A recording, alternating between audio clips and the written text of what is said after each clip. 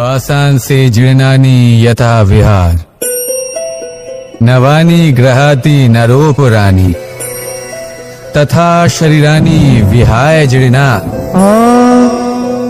नन्यानि सयाति नवानि दे। आत्मार कखनोई मृत्यु হয় না। आत्मा শুধু শরীর বদল করে, রূপ বদল করে। আর যেখানে আত্মার মৃত্যু হতে পারে না, সেখানে প্রেম কিভাবে সমাপ্ত হতে পারে? কারণ প্রেম হলো নিজেই পরমাত্মার রূপ।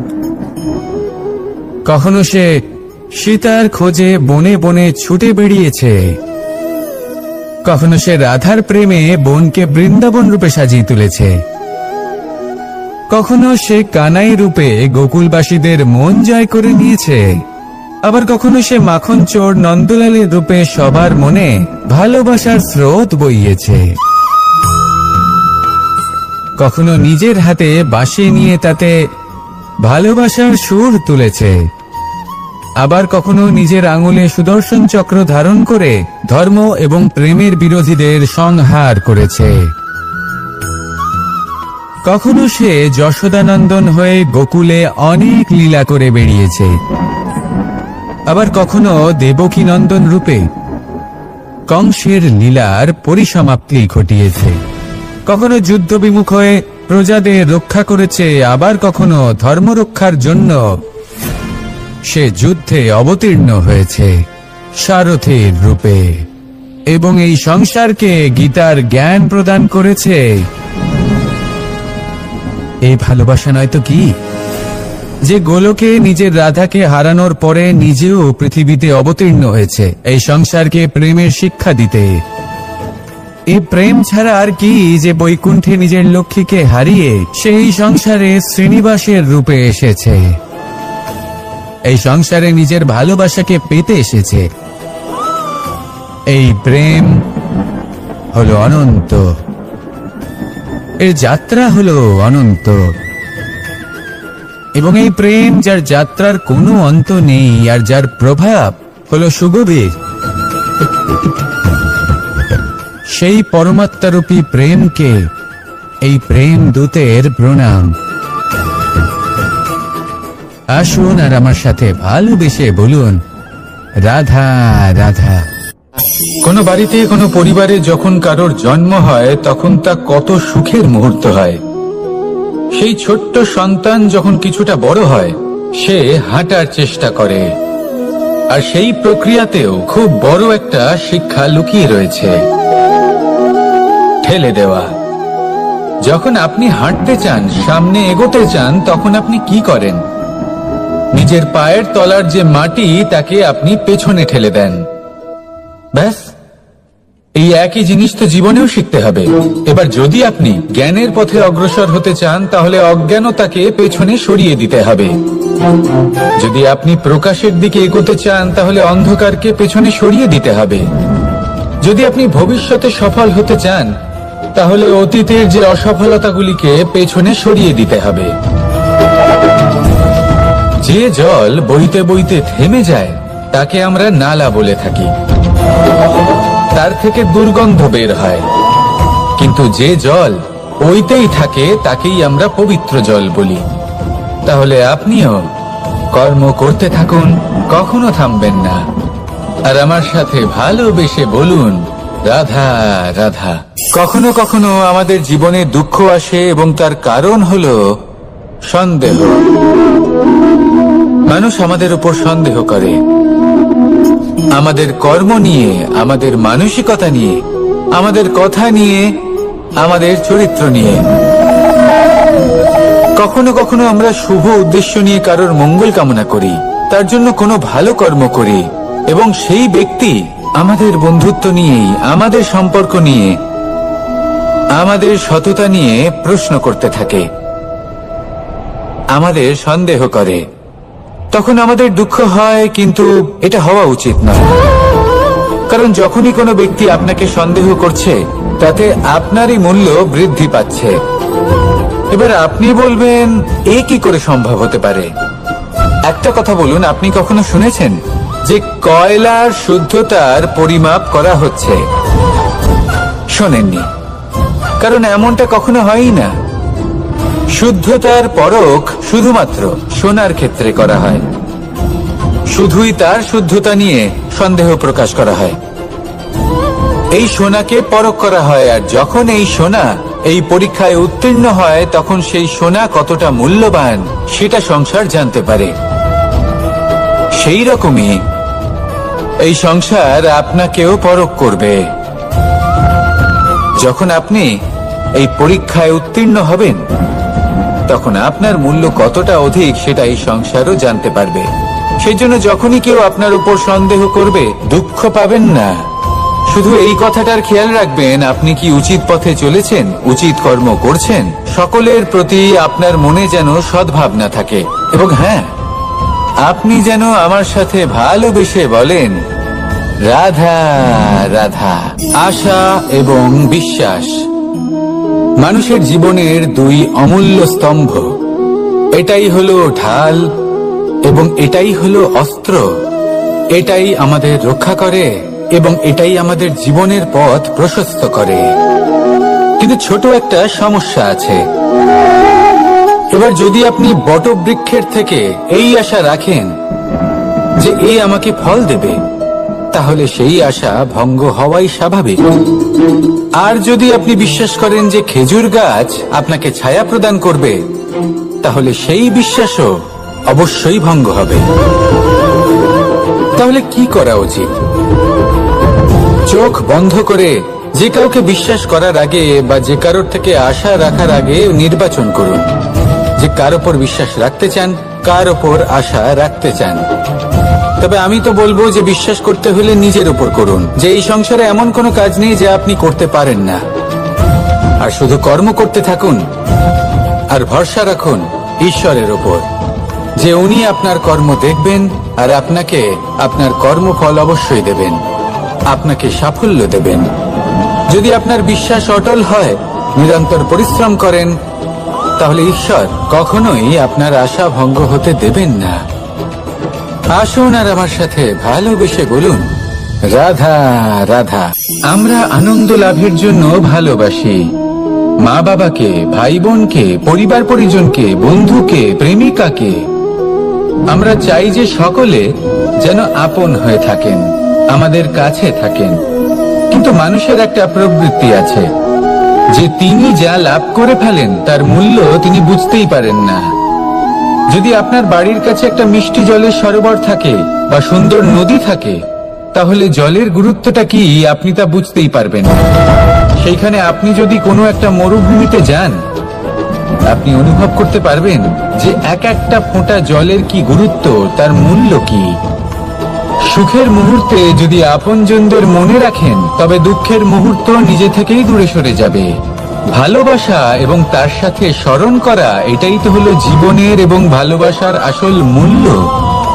আসুন আর আমার সাথে ভালোবেসে বলুন রাধা রাধা।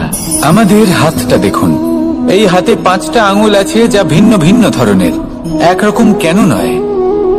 কারণ হলো প্রত্যেকের নিজের নিজের গুরুত্ব আছে, নিজের নিজের মাহাত্ম্য আছে।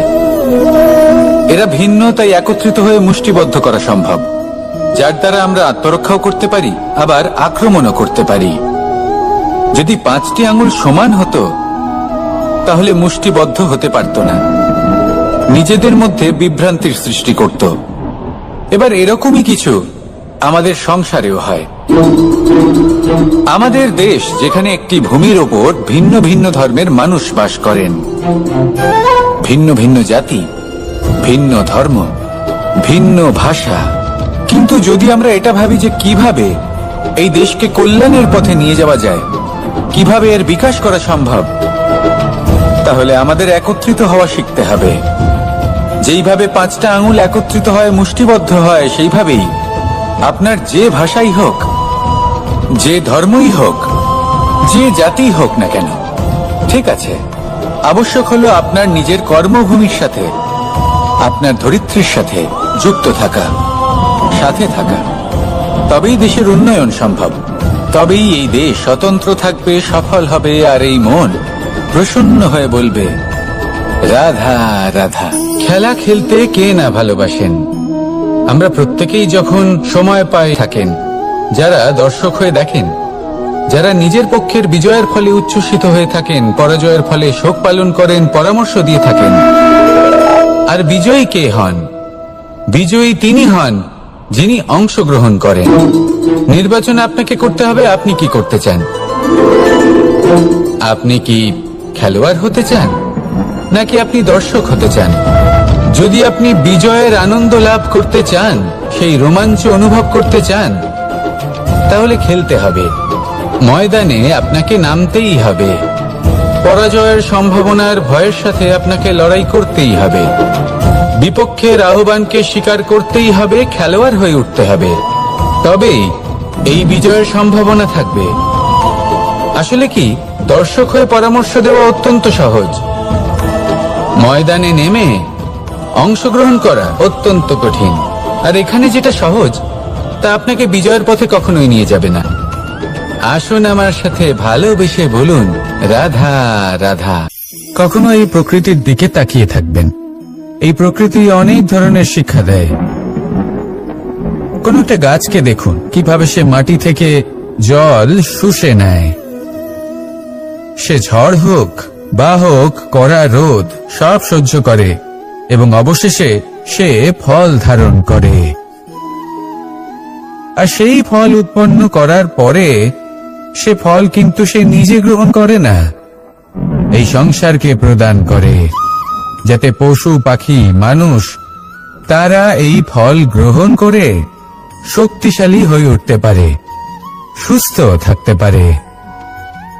সেভাবেই নদী, সরোবর এরা নিজেরাও কিন্তু নিজেদের জল গ্রহণ করে না, মাটিকে প্রদান করে, পশু পাখিকে প্রদান করে। সূর্য নিজেও নিজের জন্য প্রজ্বলিত হয় না, সে প্রকাশ ছড়িয়ে দিতে চায় আমাদের সবার কাছে, সে আলো পৌঁছে দিতে চায়। এই প্রত্যেকের কর্মে পরমার্থ নিহিত আছে, আর সেই জন্যই এদের সকলকে পুজো করা হয়। তাই মনে রাখবেন, আপনার কাছে জীবন যাপনের অতিরিক্ত যা কিছুই আছে তা পরমার্থের জন্য। তাহলে তার সদ্ব্যবহার করুন আর আমার সাথে ভালোবেসে বলুন রাধা রাধা। পরিবর্তন, এটা হলো সৃষ্টির অমূল্য নিয়ম। এই সংসারে সবকিছু সময়ান্তরে পরিবর্তিত হয়, এই সময়ও পরিবর্তিত হয়। পরিবর্তন চিরকাল হয়ে এসেছে আর চিরকাল হতে থাকবে। কিন্তু এবার আমরা সেই পরিবর্তন কিভাবে লাভ করব, যেটা আমাদের প্রয়োজন, যেটা আমরা চাই? আমরা জীবনে বিকাশ চাই।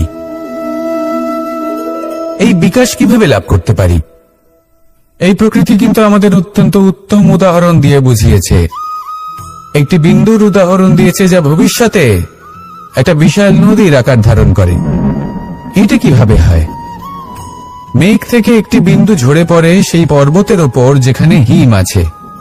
সেই হিমের সংস্পর্শে আসা মাত্র সেই বিন্দুর সাথে আরো বেশ কিছু বিন্দু যুক্ত হয়। তারপর তারা অগ্রসর হয়, আরো কিছু বিন্দু যুক্ত হয়, আস্তে আস্তে একটা ক্ষীণ ধারার রূপ ধারণ করে। এবং সেটাই ভবিষ্যতে আরো এগোতে থাকে।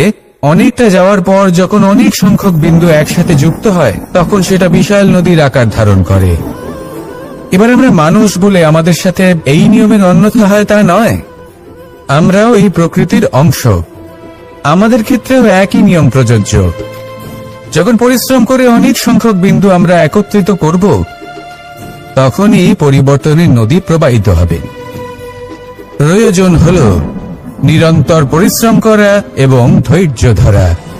এটা করতে থাকুন, জীবনে সবকিছু লাভ করতে পারবেন। কারণ প্রকৃতি আমাদের এটাই শিখিয়েছে, আর আমরা এই ব্রহ্মরই একটি অংশ, যার দ্বারা এই ব্রহ্মাণ্ড নির্মিত। আসুন আমার সাথে ভালোবেসে বলুন রাধা রাধা। প্রত্যেক মানুষ নিজের জীবনে দুঃখ অনুভব করেন। প্রত্যেকের দুঃখ আলাদা হতে পারে। কারোর মনে এই দুঃখ থাকে যে সে তার বাবা মায়ের সব ইচ্ছে পূরণ করতে পারেননি। কেউ এটা ভেবে দুঃখ পান যে সে চিরকাল সদাচার করেছেন, সৎকর্ম করেছেন, কিন্তু তাও তাকে দুরাচারী বলে মনে করা হয়। কেউ এটা ভেবেও দুঃখ পান যে তার সামনে যে ব্যক্তি রয়েছেন তার চোখে তিনি শত্রু হয়ে উঠেছেন বা দুষ্ট হয়ে উঠেছেন, যেখানে তিনি হয়তো কোনো অনুচিত কাজই করেননি।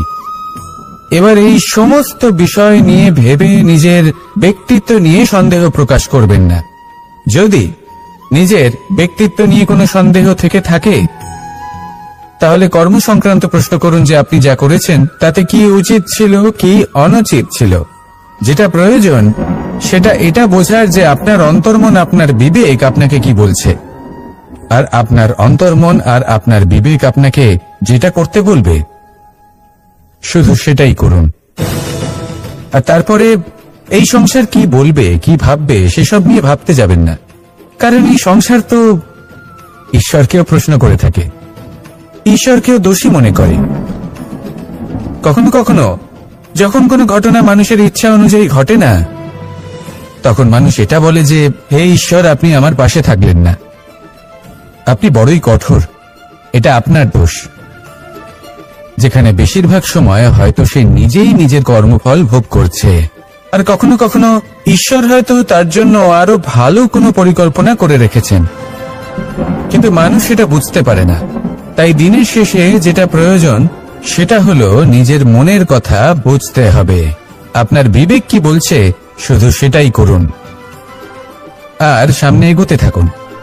আমার সাথে ভালোবেসে বলুন রাধা রাধা। পাশা নামক এই খেলাটি আপনারা নিশ্চয়ই খেলেছেন, না খেলে থাকলে দেখেছেন, আর যদি দেখেও না থাকেন তাহলে নিশ্চিত রূপে শুনেছেন। মহাভারতের এই মহাযুদ্ধ কোথাও না কোথাও এই পাশা নামক খেলার কারণে হয়েছিল।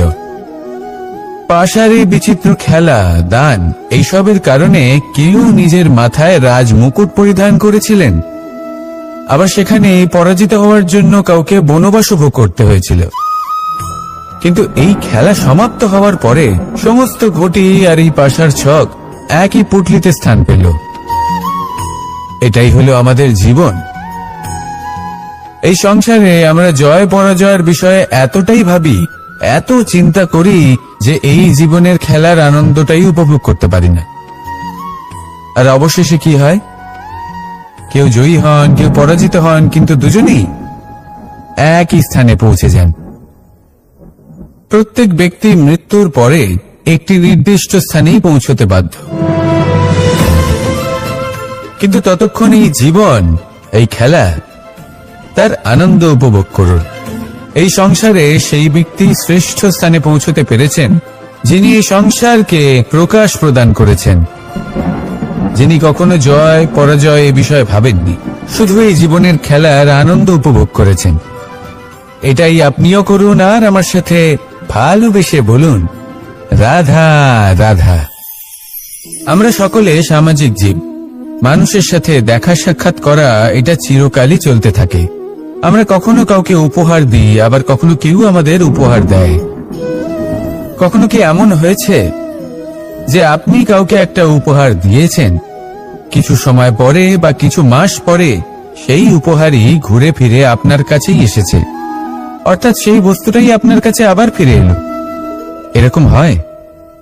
ছেলেবেলায় একদিন একজনের বিবাহ ছিল, তখন মা তাকে একটা উপহার দিতে চাইছিলেন, তাই তিনি একটা পোশাক বানালেন আর সেটাকে সুসজ্জিত করছিলেন। আমি দেখলাম আর জিজ্ঞেস করলাম যে মা, এই পোশাক এত সুসজ্জিত করার কি আছে? তখন মা বললেন যে কানাই, কখনো কাউকে এমনই উপহার দেবে, এমন প্রকারে দেবে যে সেটা যদি আবার ঘুরে ফিরে তোমার কাছে ফিরে আসে তাহলে যেন তোমার খারাপ না লাগে। এটাই কিন্তু হয় আমাদের ব্যবহারের সাথে, কর্মের সাথেও এবং আমাদের কথার সাথেও। তেমনই আচরণ করবেন যে আচরণ আপনি সহ্য করতে পারবেন। যদি মুখ থেকে কটু কথা বেরোতে থাকে তখন নিজেকে সংযত করে নিন। সেই শব্দের প্রয়োগ করুন যেটা আপনি তার বদলে শুনতে চাইবেন এবং আপনার দুঃখও হবে না, কারণ আপনার কর্ম এমন একটা উপহার যেটা আবার ঘুরে ফিরে ফলস্বরূপ আপনার কাছেই আসবে। সেই জন্য নিজের আচরণ শুভ করুন, নিজের মানসিকতা শুভ করুন, নিজের মুখ থেকে মধুর বাণী মিশ্রিত করুন, আর এইভাবে মধুরভাবে বলুন রাধা রাধা। এই সংসারে একটা শব্দ আছে যার বিষয়ে মানুষ অত্যাধিক চিন্তা ভাবনা করে, আর সেই শব্দ হলো অস্তিত্ব, পরিচয়। প্রত্যেক ব্যক্তি এই সংসারে নিজের অস্তিত্ব গড়তে চায়, আর ছোট থেকে এটাই হয়। যখন আমরা শ্রেণীকক্ষে যাই, পড়তে যাই, তখন আমরা এটাই ভাবি যে আমরা নিজেদের অস্তিত্ব গড়ব, সুনাম অর্জন করব। সকল ব্যক্তি যাতে এটাই বলে যে এই হলো সর্বশ্রেষ্ঠ ছাত্র, আর এটাই আমাদের পরিচয়। কার্যক্ষেত্রেও আমরা ঠিক এটাই চেষ্টা করি, পরিশ্রম করতে থাকি এবং ভবিষ্যতে গিয়ে আমরা নিজেদের পরিচয় খুঁজে পাই। পরিচয়ের সাথে সাফল্য আসে, আর সাফল্যের সাথে আসে অস্তিত্ব।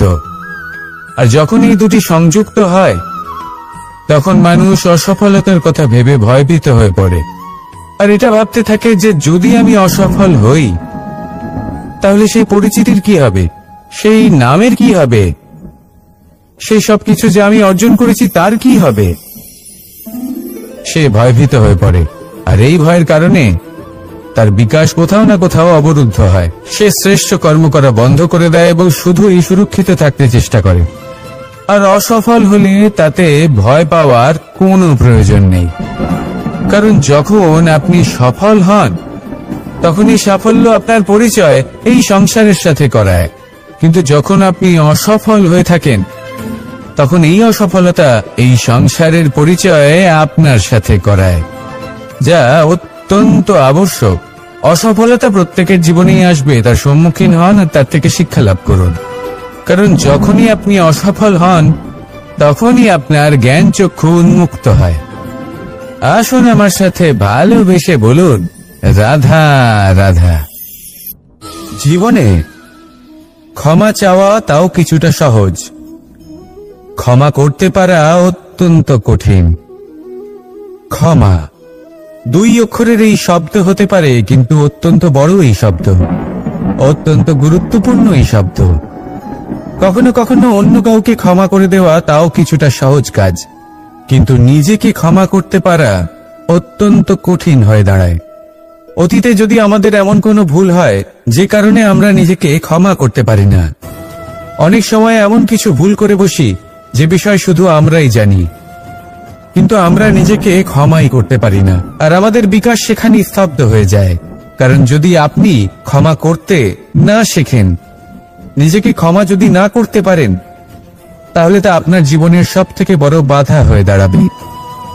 সেই জন্য জীবনে অবশ্যই শিখুন যে কিভাবে নিজেকে ক্ষমা করতে হয়, আর শিখুন যে আগের করা ভুল আবার কি করে না করা যেতে পারে। এই মন হালকা হবে আর প্রসন্ন হয়ে বলবে, রাধা রাধা। আজ আমি আপনাকে একটা ছোট্ট কাহিনী শোনাবো। একবার আমি, রাধা আর দাদা, আমরা 3 জনে মিলে লুকিয়ে একটা উপবনে গেলাম আম পেড়ে খেতে। অনেক পরিশ্রম করে আমরা ওখানে পৌঁছলাম, আর আমরা আশ্চর্যচকিত হয়ে গেলাম এটা দেখে যে এবার তো আম পাকেইনি। এবার দাদা কি করলেন, একটা আম পারলেন আর সেটা চাখলেন, আর উনি নিরাশ হয়ে পড়লেন।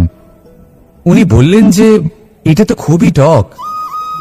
তারপর রাধা একটা আম পারলো আর সেটা চেখে দেখলো, আর রাধা উৎসাহিত হয়ে পড়ল। আমি রাধাকে জিজ্ঞেস করলাম, কি হয়েছে, তুমি এত উৎসাহিত কেন? তখন রাধা বলল যে এবার এত বেশি টক আম হয়েছে যে এগুলো দিয়ে আমরা আচার বানাবো। তাহলে দাদা ওখান থেকে বেরিয়ে গেলেন নিরাশ হয়ে এবং খালি হাতে। রাধাও ওখান থেকে বেরিয়ে গেল কিন্তু উৎসাহিত হয়ে, আর অনেকগুলো কাঁচা আম সাথে নিয়ে। এর থেকে আমরা কি শিক্ষা পেতে পারি? যে প্রত্যেকটা স্থানে এমন কিছু রয়েছে যেখান থেকে আমরা কিছু একটা শিক্ষা লাভ করতে পারি, যা আমাদেরকে বিকাশের পথে নিয়ে যেতে পারে। এই শিক্ষা প্রত্যেক স্থানে আছে। সবকিছু আমাদের দৃষ্টিভঙ্গির উপর নির্ভর করছে। যখনই আমাদের জীবনে, আমাদের সম্পর্কে কোনো সমস্যা, কোনো বিপদ আসে, তখন বেশিরভাগ মানুষ সেই বিষয় নিয়ে দুঃখী হয়ে পড়েন। আর কিছু মানুষ এমনও থাকেন যারা শেষ পর্যন্ত তার সমাধান করেন, বিপদকে পরাজিত করেন, সম্পর্কগুলিকে আবার জুড়ে দেন। যদি আপনি সুখের খোঁজ করেন, তাহলে আপনি সুখ অবশ্যই পাবেন, প্রসন্নতা অবশ্যই পাবেন। যদি আপনি দুঃখ খোঁজেন, তাহলে দুঃখ অবশ্যই পাবেন। এবার আপনি কি খুঁজতে চান সেই চয়ন আপনারই। আসুন আর আমার সাথে ভালোবেসে বলুন রাধা রাধা। মুঠো হাতের শক্তি বেশি, মুঠো খুললেই তা দুর্বল। তা এমন কি থাকা উচিত এই বন্ধ মুঠোয় যা লাখের সমান? মানসিকতা এবং স্বপ্ন। মানুষ জন্মগ্রহণ করে, তার মানসিকতা সময়ের সাথে উন্নত হয়। মানসিকতা অনুযায়ী সে স্বপ্ন দেখে, আর সেই স্বপ্ন সার্থক করতে সে পরিশ্রম করতে থাকে। কিন্তু খুব গুরুত্বপূর্ণ একটা কথা আছে যা আপনার মনে রাখা উচিত। আপনার এই মানসিকতা, আপনার এই স্বপ্ন, তা যেন আপনার নিয়ন্ত্রণে থাকে। আপনার বন্ধ মুঠোয় যেন এর লাগাম থাকে, আপনি যেন এর প্রভু হন। যদি তা হয় তবেই আপনি লাভবান হবেন। যদি এরা আপনাকে নিয়ন্ত্রণ করতে থাকে, যদি আপনার মুঠো খুলে যায়, না পথ আপনার নিয়ন্ত্রণে থাকবে, না মানসিকতা থাকবে, না স্বপ্ন নিয়ন্ত্রণে থাকবে। আর যদি তাই হয় তাহলে আপনি আপনার ভবিষ্যৎ নষ্ট করে ফেলবেন। তাই নিয়ন্ত্রণ করতে শিখুন নিজের বিচার বুদ্ধি, নিজের মানসিকতা, নিজের স্বপ্নকে। নিজের এই স্বপ্ন পূরণ করুন আর আমার সাথে ভালোবেসে বলুন রাধা রাধা। যত শক্তিশালী এই মন, তত শক্তিশালী এই শরীরও। এই যে আমাদের শরীর, এটা আসলে কি? এ হলো একটা রথের মতো।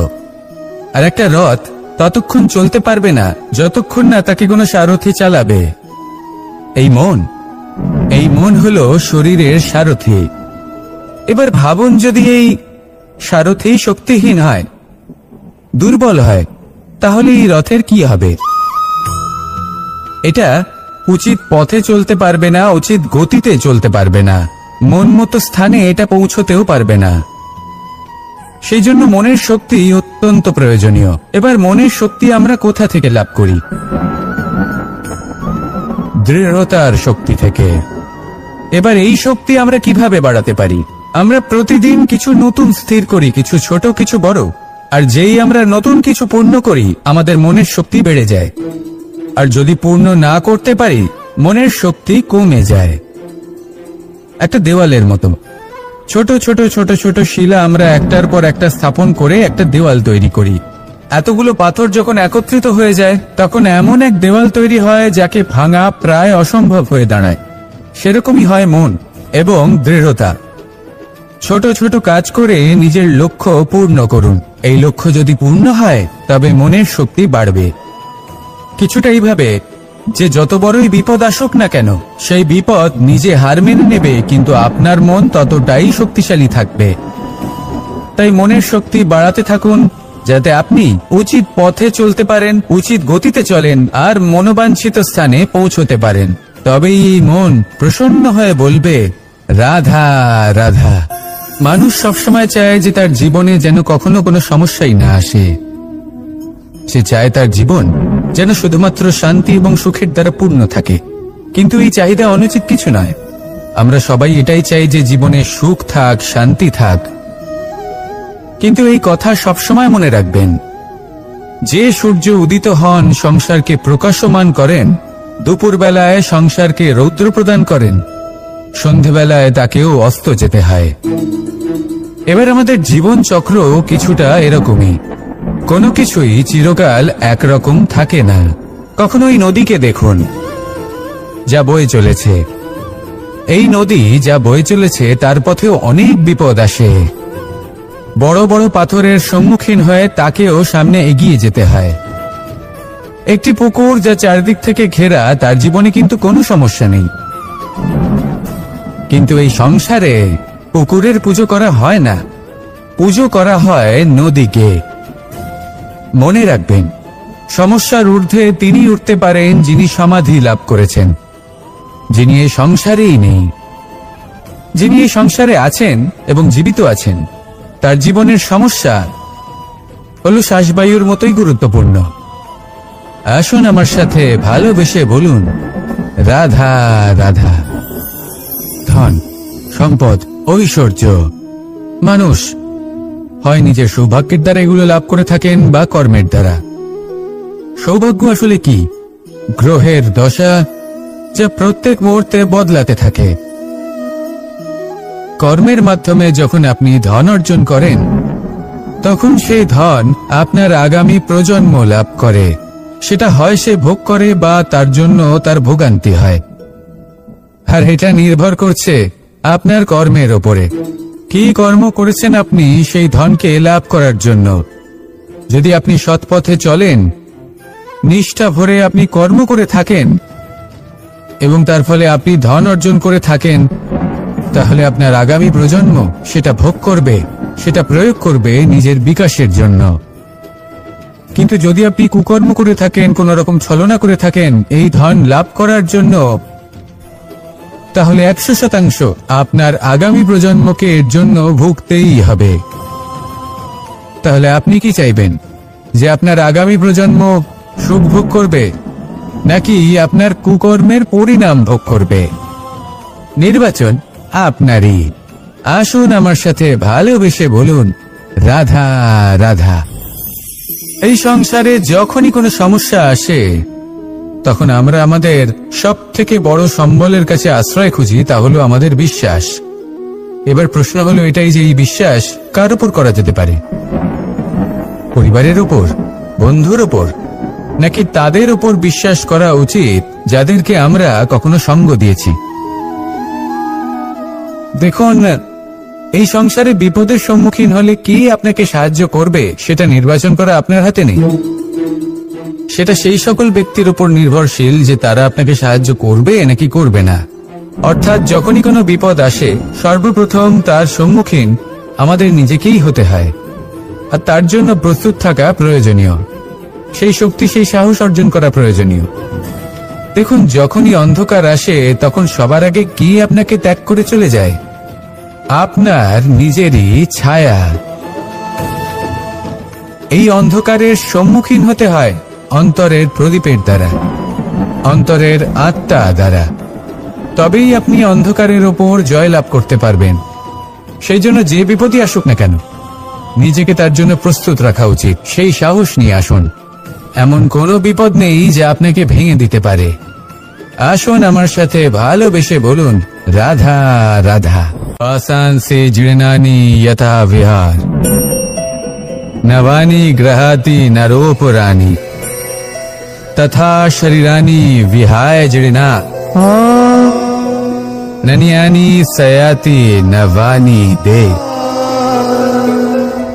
আত্মার কখনোই মৃত্যু হয় না। আত্মা শুধু শরীর বদল করে, রূপ বদল করে। আর যেখানে আত্মার মৃত্যু হতে পারে না, সেখানে প্রেম কিভাবে সমাপ্ত হতে পারে? কারণ প্রেম হলো নিজেই পরমাত্মার রূপ। কখনো সে সীতার খোঁজে বনে বনে ছুটে বেরিয়েছে, কখনো সে রাধার প্রেমে বনকে বৃন্দাবন রূপে সাজিয়ে তুলেছে, কখনো সে কানাই রূপে গোকুলবাসীদের মন জয় করে নিয়েছে, আবার কখনো সে মাখন চোর নন্দলালের রূপে সবার মনে ভালোবাসার স্রোত বইয়েছে। কখনো নিজের হাতে বাঁশি নিয়ে তাতে ভালোবাসার সুর তুলেছে, আবার কখনো নিজের আঙুলে সুদর্শন চক্র ধারণ করে ধর্ম এবং প্রেমের বিরোধীদের সংহার করেছে। কখনো সে যশোদানন্দন হয়ে গোকুলে অনেক লীলা করে বেরিয়েছে, আবার কখনো দেবকী নন্দন রূপে কংসের লীলার পরিসমাপ্তি ঘটিয়েছে। কখনো যুদ্ধ বিমুখ হয়ে প্রজাদের রক্ষা করেছে, আবার কখনো ধর্ম রক্ষার জন্য সে যুদ্ধে অবতীর্ণ হয়েছে সারথীর রূপে, এবং এই সংসারকে গীতার জ্ঞান প্রদান করেছে। এই ভালোবাসা নয় তো কি, যে গোলকে নিজের রাধাকে হারানোর পরে নিজেও পৃথিবীতে অবতীর্ণ হয়েছে এই সংসারকে প্রেমের শিক্ষা দিতে। এই প্রেম ছাড়া আর কি, যে বৈকুণ্ঠে নিজের লক্ষ্মীকে হারিয়ে সেই সংসারে শ্রীনিবাসের রূপে এসেছে, এই সংসারে নিজের ভালোবাসাকে পেতে এসেছে। এই প্রেম হলো অনন্ত, এর যাত্রা হলো অনন্ত। এবং এই প্রেম যার যাত্রার কোনো অন্ত নেই আর যার প্রভাব হলো সুগভীর, সেই পরমাত্মারূপী প্রেমকে এই প্রেম দূতের প্রণাম। আসুন আর আমার সাথে ভালোবেসে বলুন, রাধা রাধা। কোনো বাড়িতে, কোনো পরিবারে যখন কারোর জন্ম হয় তখন তা কত সুখের মুহূর্ত হয়। সেই ছোট্ট সন্তান যখন কিছুটা বড় হয়, সে হাঁটার চেষ্টা করে, আর সেই প্রক্রিয়াতেও খুব বড় একটা শিক্ষা লুকিয়ে রয়েছে, ঠেলে দেওয়া। যখন আপনি হাঁটতে চান, সামনে এগোতে চান, তখন আপনি কি করেন? নিজের পায়ের তলার যে মাটি তাকে আপনি পেছনে ঠেলে দেন। ব্যাস, এই একই জিনিস তো জীবনেও শিখতে হবে। এবার যদি আপনি জ্ঞানের পথে অগ্রসর হতে চান, তাহলে অজ্ঞানতাকে পেছনে সরিয়ে দিতে হবে। যদি আপনি প্রকাশের দিকে এগোতে চান, তাহলে অন্ধকারকে পেছনে সরিয়ে দিতে হবে। যদি আপনি ভবিষ্যতে সফল হতে চান, তাহলে অতীতের যে অসফলতাগুলিকে পেছনে সরিয়ে দিতে হবে। যে জল বইতে বইতে থেমে যায় তাকে আমরা নালা বলে থাকি, তার থেকে দুর্গন্ধ বের হয়। কিন্তু যে জল বইতেই থাকে তাকেই আমরা পবিত্র জল বলি। তাহলে আপনিও কর্ম করতে থাকুন, কখনো থামবেন না, আর আমার সাথে ভালোবেসে বলুন, রাধা রাধা। কখনো কখনো আমাদের জীবনে দুঃখ আসে এবং তার কারণ হলো সন্দেহ। মানুষ আমাদের উপর সন্দেহ করে, আমাদের কর্ম নিয়ে, আমাদের মানসিকতা নিয়ে, আমাদের কথা নিয়ে, আমাদের চরিত্র নিয়ে। কখনো কখনো আমরা শুভ উদ্দেশ্য নিয়ে কারোর মঙ্গল কামনা করি, তার জন্য কোনো ভালো কর্ম করি, এবং সেই ব্যক্তি আমাদের বন্ধুত্ব নিয়েই, আমাদের সম্পর্ক নিয়ে, আমাদের সততা নিয়ে প্রশ্ন করতে থাকে, আমাদের সন্দেহ করে। তখন আমাদের দুঃখ হয়, কিন্তু এটা হওয়া উচিত নয়।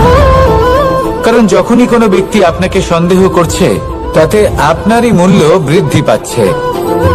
এবার আপনি বলবেন, এ কি করে সম্ভব হতে পারে? একটা কথা বলুন, আপনি কখনো শুনেছেন যে কয়লার শুদ্ধতার পরিমাপ করা হচ্ছে? শোনেননি, কারণ এমনটা কখনো হয়ই না।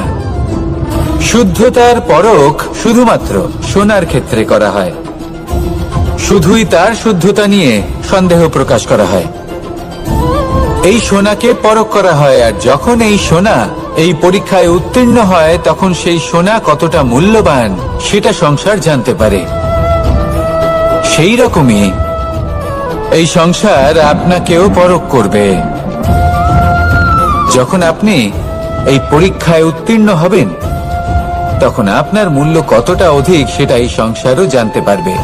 সেই জন্য যখনই কেউ আপনার উপর সন্দেহ করবে, দুঃখ পাবেন না। শুধু এই কথাটার খেয়াল রাখবেন, আপনি কি উচিত পথে চলেছেন, উচিত কর্ম করছেন। সকলের প্রতি আপনার মনে যেন সদ্ভাবনা থাকে, এবং হ্যাঁ, আপনি যেন আমার সাথে ভালোবেসে বলেন, রাধা রাধা। আশা এবং বিশ্বাস মানুষের জীবনের দুই অমূল্য স্তম্ভ। এটাই হলো ঢাল এবং এটাই হলো অস্ত্র। এটাই আমাদের রক্ষা করে এবং এটাই আমাদের জীবনের পথ প্রশস্ত করে। কিন্তু ছোট একটা সমস্যা আছে। এবার যদি আপনি বটবৃক্ষের থেকে এই আশা রাখেন যে এ আমাকে ফল দেবে, তাহলে সেই আশা ভঙ্গ হওয়াই স্বাভাবিক। আর যদি আপনি বিশ্বাস করেন যে খেজুর গাছ আপনাকে ছায়া প্রদান করবে, তাহলে সেই বিশ্বাসও অবশ্যই ভঙ্গ হবে। তাহলে কি করা উচিত? চোখ বন্ধ করে যে কাউকে বিশ্বাস করার আগে বা যে কারোর থেকে আশা রাখার আগে নির্বাচন করুন যে কার ওপর বিশ্বাস রাখতে চান, কার ওপর আশা রাখতে চান। তবে আমি তো বলবো যে বিশ্বাস করতে হলে নিজের উপর করুন, যে এই সংসারে এমন কোনো কাজ নেই যা আপনি করতে পারেন না।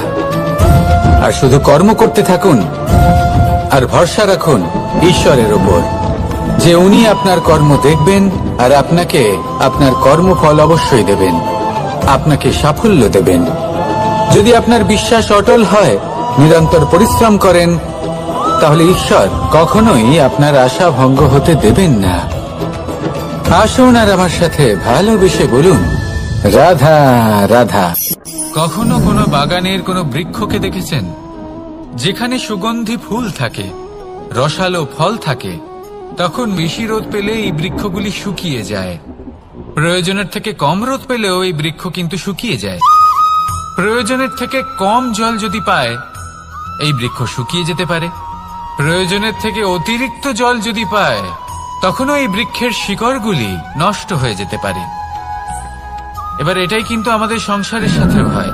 আমাদের সংসারের সকল প্রতিভাশালী ব্যক্তি, যেমন লেখক, বিচারক, প্রবক্তা, যোদ্ধা, এদের সবার ক্ষেত্রে এই কথাটাই প্রযোজ্য।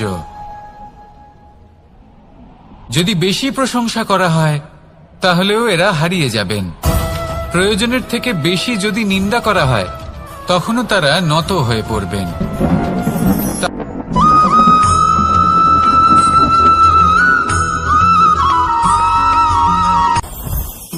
জীবনে কিছু শেখা অত্যন্ত গুরুত্বপূর্ণ। এবার কি কি শিখতে হবে, সেই সব শেখানোর জন্য অনেক শিক্ষক রয়েছেন। কিন্তু কি শিখবেন না আর কি করবেন না, এটা আমাদের নিজের অভিজ্ঞতা দিয়ে শিখতে হয়। কিন্তু তার মানে এটা নয় যে যদি আপনাকে শিখতে হয় যে আগুনের তাপ কতটা, আপনাকে আগুনের মধ্যে হাত দিতে হবে। না, অন্য কারোর অভিজ্ঞতা দ্বারাও শিখতে পারেন। প্রশ্ন শুধুমাত্র একটাই যে আপনি কি শিখতে চান নাকি চান না। যদি আপনি এটাই ভাবেন যে আমি শুধুই নিজের অভিজ্ঞতা দ্বারাই শিখতে চাই, তাহলে জীবনকাল ছোট মনে হবে, অনেক কিছুই শিখতে পারবেন না। তাই নিজের সাথে সাথে বড়দের অভিজ্ঞতা দ্বারাও শেখা শুরু করে দিন। এই সংসারের অভিজ্ঞতা দ্বারা শিখতে শুরু করে দিন। আর এটা নিশ্চিত রূপে শেখা আবশ্যক যে কখন কি করবেন না, কোথায় থামতে হবে আর কোথায় থামবেন না। তাহলে আসুন আর আমার সাথে ভালোবেসে বলুন, রাধা রাধা।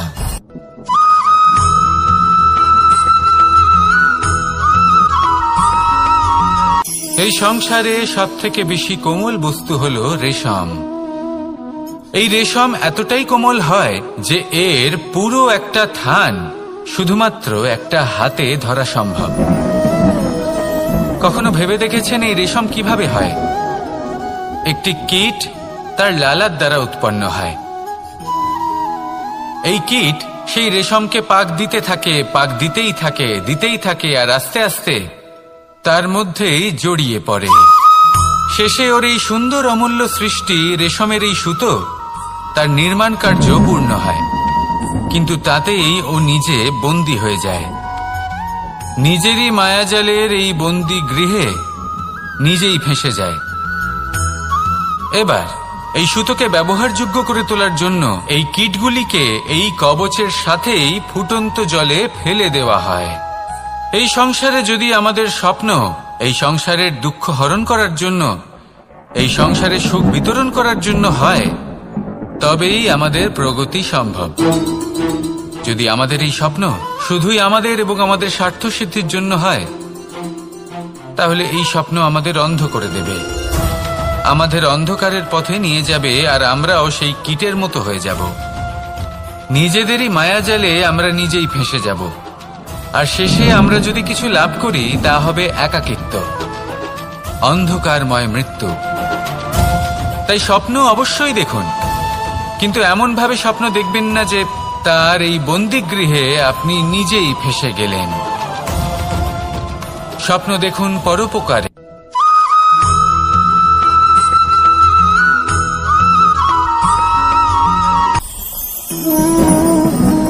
শক্তি এক অত্যন্ত বিচিত্র বস্তু, বা বলতে পারেন অনুভূতি। পিতা সবসময় চান যেন তিনি তার শক্তি পুত্রকে। আসুন আপনাকে সহজে বোঝাই। যদি আপনি সুপাত্র হন আর আপনাকে শক্তি দেওয়া হয়, তাহলে আপনি সেই শক্তির গুরুত্ব বুঝবেন, কোথায় সেই শক্তি প্রয়োগ করা উচিত সেটা বুঝবেন। আর এটা যেহেতু অর্জন করা শক্তি হবে, সেই শক্তির অপব্যবহার হবে না। কিন্তু যদি এই আপনি কুপাত্র হন আর যদি আপনাকে এই শক্তি দেওয়া হয় তাহলে কি হবে? দেখতে গেলে এই শক্তি আপনি দান হিসেবে পেয়েছেন, তাই না আপনি এই শক্তির গুরুত্ব বুঝবেন আর না এর প্রয়োগ আপনি জানবেন। তার অপব্যবহার হওয়া সুনিশ্চিত। তাই যদি আপনি কোনো শক্তি অর্জন করতে চান তাহলে আগে তার যোগ্য হয়ে উঠুন, পুত্র নয় পাত্র হয়ে উঠুন। আর আমার সাথে ভালোবেসে বলুন, রাধা রাধা।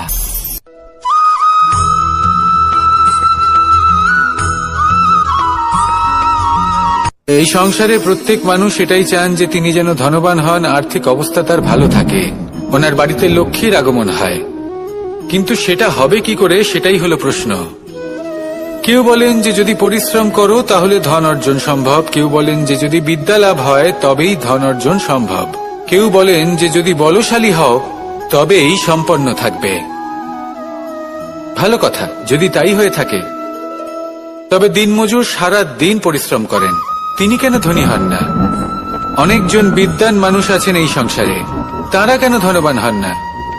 অনেক সংখ্যক বলশালী ব্যক্তি আছেন, তাদের কাছে ধন নেই কেন? তাদের কেন ধনের অভাব হয়? আবার এমনও কিছু মানুষ আছেন যারা পরিশ্রম করেন, তারা দিনমজুর, কিন্তু তারা ধন অর্জন করতে পারেন।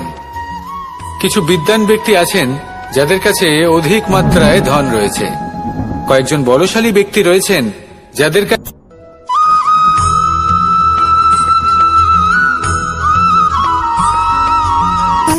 সুখ, দুঃখ এবং শক্তি, এই তিন হলো এই সংসারের ত্রিদেবের মতো।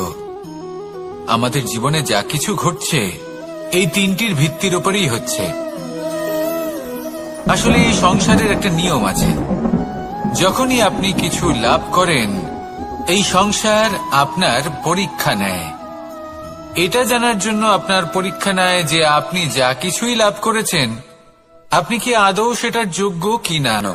প্রেম পূর্বক সহ্য করে আর তার বদলে অমূল্য রত্ন প্রদান করে। সন্তান যদি হাল চালায় তাহলে তার বদলে তাকে অন্ন প্রদান করে। এটাই হলো ধরনী।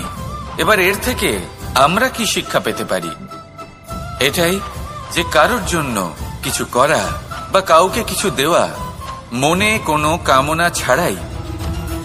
আর এই কথাটা বুঝে যান, যদি কারোর জন্য কামনা না রেখে বা কোনো পাওয়ার আশা না রেখে কারোর জন্য কিছু করেন বা কারোকে কিছু দেন, যদি এটা আপনি শিখতে পারেন তবে আপনি ভালোবাসতে শিখে গেছেন।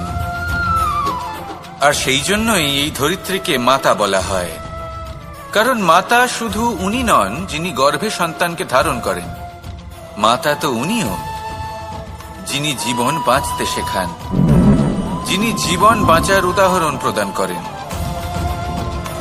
তাহলে ধরনীর থেকে এই নিঃস্বার্থ ভাব শিখুন, নিঃস্বার্থ ভালোবাসা শিখুন, আর এই ভালোবাসার সাথেই বলুন, রাধা রাধা।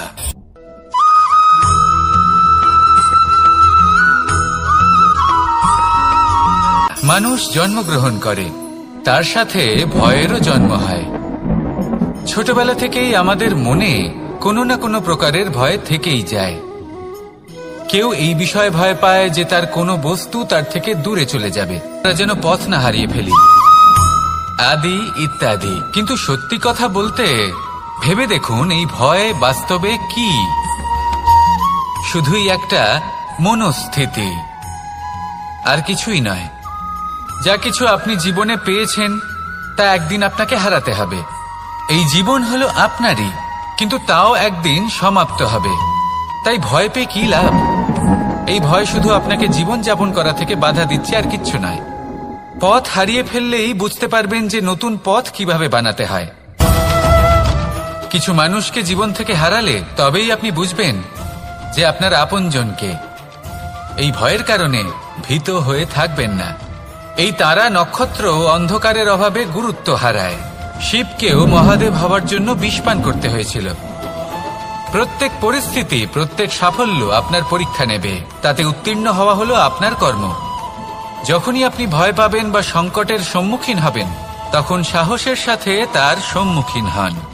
মনে রাখবেন, যে সম্মুখীন হতে জানে সাফল্য তার সাথে সবসময় থাকে। আসুন আর আমার সাথে ভালোবেসে বলুন, রাধা রাধা।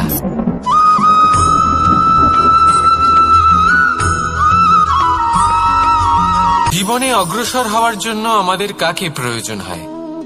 মাতা পিতা, বন্ধু, প্রেম, সাহায্য, অর্থ, পরিশ্রম, আশা। ভিন্ন ভিন্ন মানুষ ভিন্ন ভিন্ন বিকল্প চয়ন করে। যদি আমি আপনাকে বলি, তাহলে জয় আর পরাজয়ের মন্ত্র দুটো শব্দের উপর নির্ভর করে, মেনে নেওয়া আর দৃঢ় হওয়া। যদি মেনে নেন তাহলে হেরে যাবেন, যদি দৃঢ় হন তাহলে নিশ্চিত রূপে জয়ী হবেন। যদি কখনো আপনি ক্লান্ত হয়ে ওঠেন, আপনি দুঃখী হন, পুরোপুরি ভেঙে পড়েছেন, তখন মেনে নেবেন না যে আপনি ভেঙে পড়েছেন, নয়তো হেরে যাবেন। তখন উল্টে স্থির করবেন যে যাই হয়ে যাক না কেন, আমি জয়ী হবই। আর আপনি দেখবেন যে জয় নিশ্চিত রূপে আপনার কাছেই আসবে। তাহলে এই কথা মনে রাখবেন আর আমার সাথে ভালোবেসে বলবেন, রাধা রাধা।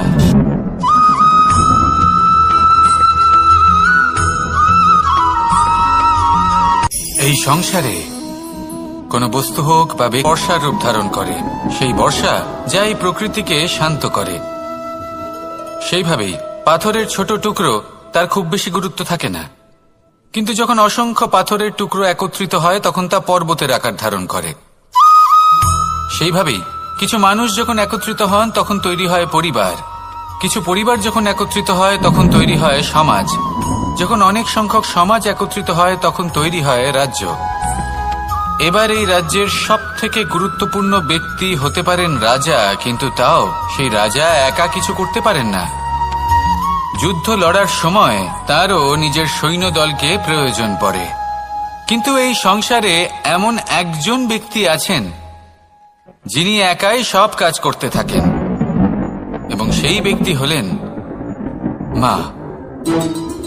আমাদের জীবনে একজন পিতার ভূমিকা কিন্তু নিঃসন্দেহে অমূল্য, কিন্তু আমাদের সকলের জীবনে যে ভূমিকা একজন মায়ের তা অন্য কারোর থাকে না।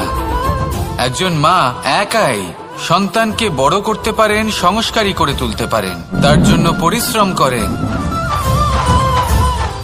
আর এত কিছু কাজ করার পরেও তার কাজের জন্য তিনি প্রশংসা অবশ্য পান না। উল্টে যদি সেই সন্তান অনুচিত পথে চালিত হয়, অনুচিত কর্ম করে, তখন সেই মাকেই অপবাদের পাত্র হয়ে উঠতে হয়।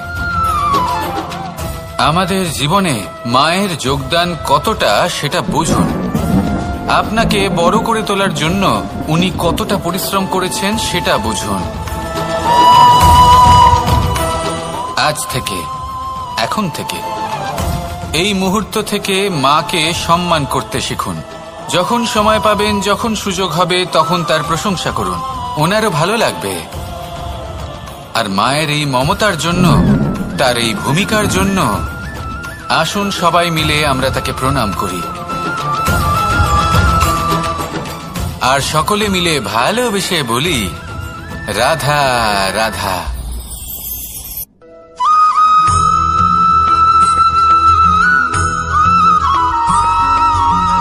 এই সংসারের সব থেকে গুরুত্বপূর্ণ তত্ত্ব কোনটা? প্রথম হলো সময়। জন্ম থেকে মৃত্যু পর্যন্ত এই যে সময়, এটাই তো হলো জীবন। দ্বিতীয় হলো জীবন, যাতে আমরা সময়ের সদ্ব্যবহার করি, শ্রেষ্ঠ থেকে শ্রেষ্ঠতর কাজ করার চেষ্টা করি। বহু বছরের এই পরম্পরা, এই সংস্কৃতিকে এগিয়ে নিয়ে যাওয়ার চেষ্টা করি। এই সংসারে আমরা অংশগ্রহণ করতে চেষ্টা করি। তৃতীয় হলো ধন, সেই ধন যা প্রত্যেক ব্যক্তি অর্জন করতে চেষ্টা করেন। এবার এই তিনটি তত্ত্বের মধ্যে একটা সামঞ্জস্য আছে, সমান ব্যাপার আছে, সে ধনই হোক বা সময় হোক বা হোক জীবন। আর সেই সমান ব্যাপার হলো যে যদি আপনি এটা গণনা করতে থাকেন তাহলে তা কমতে থাকে, যদি আপনি এটা ব্যবহার করেন তাহলে তা বাড়তে থাকে।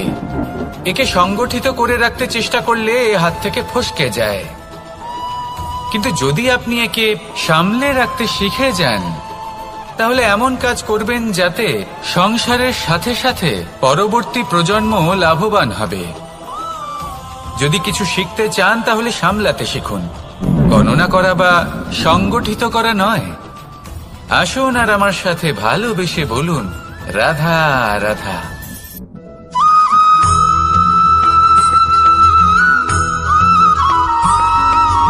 কথায় আছে, প্রত্যেক পুত্র তার পিতার প্রতিচ্ছবি হয়, আর সমস্ত প্রতিচ্ছবি চায় যেন সে তার অস্তিত্ব প্রাপ্ত করতে পারে।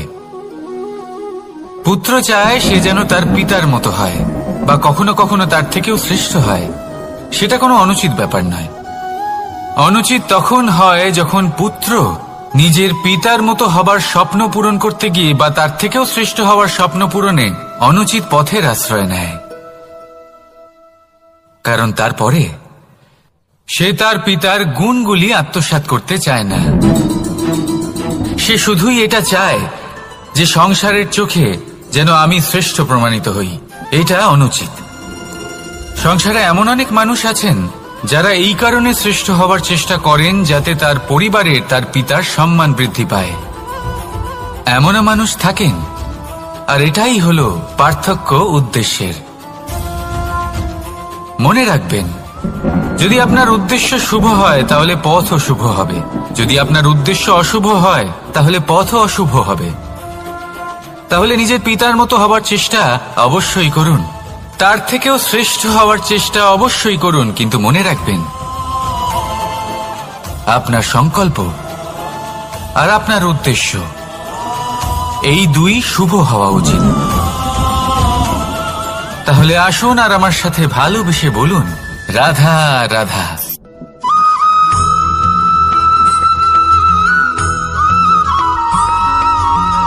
পিতা আর পুত্রের সম্পর্ক অত্যন্ত মধুর হয়ে থাকে।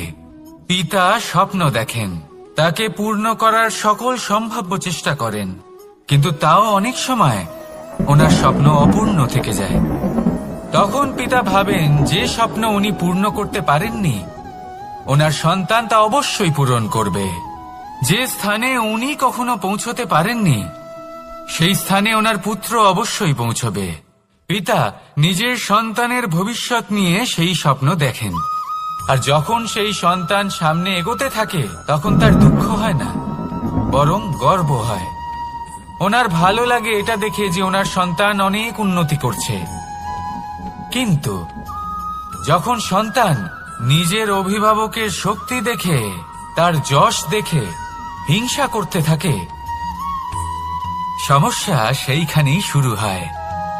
সেই জন্য সকল সন্তানকে এটা মনে রাখতে হবে, দেখুন, পুত্র হবার সুবাদে, এক সন্তান হবার সুবাদে এটা হলো আপনার অধিকার যে আপনি আপনার পিতার থেকে বেশি উন্নতি করবেন। আপনার পিতাও এটাই চান, কিন্তু সুস্থভাবে এটা করুন। একটা রেখা টেনে নিন যাতে আপনি তাতে এগোতে পারেন আর আপনার পিতার তাতে গর্ববোধ হয়, আর সেই বিষয়ে দুঃখ না হয় যে আমার সন্তান আমাকেই ছোট করার চেষ্টা করছে। ইতিহাস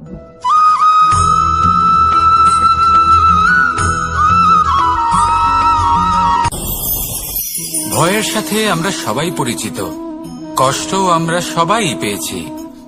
কখনো কখনো আমরা অসুস্থ হয়ে পড়ি, আর এমন সময় হলে মাতার মমতা, কখনো বাবার স্নেহ, কখনো বন্ধুদের পাশে থাকার অনুভূতি আমাদের রোগ নিরাময়ে সাহায্য করে।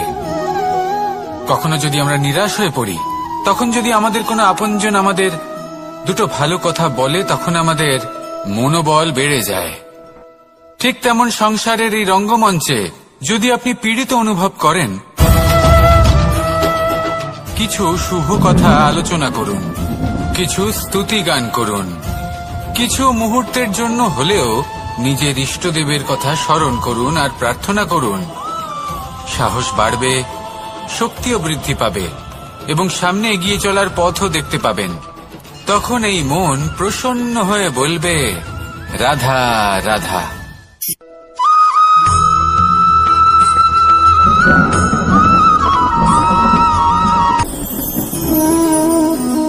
শক্তি এক অত্যন্ত বিচিত্র বস্তু, বা বলতে পারেন অনুভূতি। পিতা সবসময় চান যেন তিনি তার শক্তি পুত্রকে। আসুন আপনাকে সহজে বোঝাই।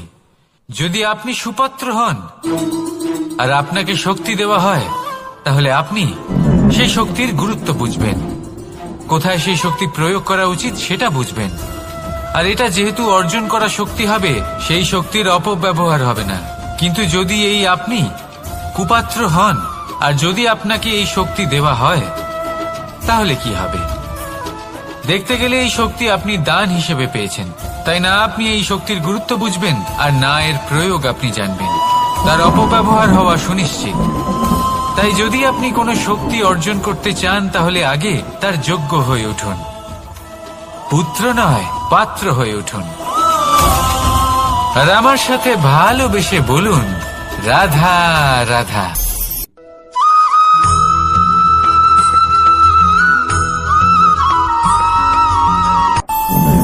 আমাদের মনে যখন কোনো প্রশ্ন ওঠে, কোনো দ্বন্দ্ব জাগে, তখন আমরা যাই আমাদের গুরুর কাছে, আমাদের আরাধ্যের কাছে গিয়ে জিজ্ঞেস করি। এইভাবেই একদিন আমি পৌঁছলাম আমার আরাধ্যের কাছে, আমার মহাদেবের কাছে, আর ওনাকে প্রশ্ন করলাম যে মহাদেব, জীবনে আনন্দ পাওয়ার, উৎসব পালনের, প্রেম ভাগ করে নেবার, জীবনকে উপভোগ করে নেওয়ার সর্বশ্রেষ্ঠ সময় কোনটা? মহাদেব হাসলেন আর উনি বললেন, জীবনে উৎসব পালনের সব থেকে শ্রেষ্ঠ দিন হল মৃত্যুর ঠিক আগের দিনটা। প্রেম ভাগ করে নেওয়ার সব থেকে শ্রেষ্ঠ মুহূর্ত হল মৃত্যুর ঠিক আগের মুহূর্ত। জীবনকে উপভোগ করে নেওয়ার সর্বশ্রেষ্ঠ প্রহর হল মৃত্যুর এক প্রহর পূর্বে। তখন আমি চমকে গেলাম। আমি বললাম, কিন্তু মহাদেব, মৃত্যু তো অনিশ্চিত, আমরা জানিও না কবে আমাদের মৃত্যু হবে। মহাদেব আবার হাসলেন। উনি বললেন যে যদি আমরা এভাবে জীবন কাটাই যে আমরা জীবনের প্রত্যেক দিন, প্রত্যেক মুহূর্ত, প্রত্যেক প্রহর শেষ বলে মনে করি, তাহলে আমাদের সমস্ত জীবন আনন্দের সাথেই অতিবাহিত হবে। কি বলেন?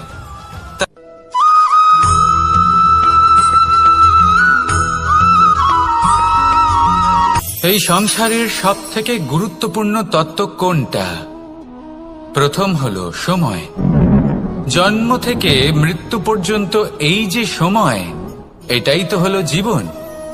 দ্বিতীয় হলো জীবন, যাতে আমরা সময়ের সদ্ব্যবহার করি, শ্রেষ্ঠ থেকে শ্রেষ্ঠতর কাজ করার চেষ্টা করি। বহু বছরের এই পরম্পরা, এই সংস্কৃতিকে এগিয়ে নিয়ে যাওয়ার চেষ্টা করি। এই সংসারে আমরা অংশগ্রহণ করতে চেষ্টা করি। তৃতীয় হলো ধন, সেই ধন যা প্রত্যেক ব্যক্তি অর্জন করতে চেষ্টা করেন। এবার এই তিনটি তত্ত্বের মধ্যে একটা সামঞ্জস্য আছে, সমান ব্যাপার আছে। সে ধনই হোক বা সময় হোক বা হোক জীবন।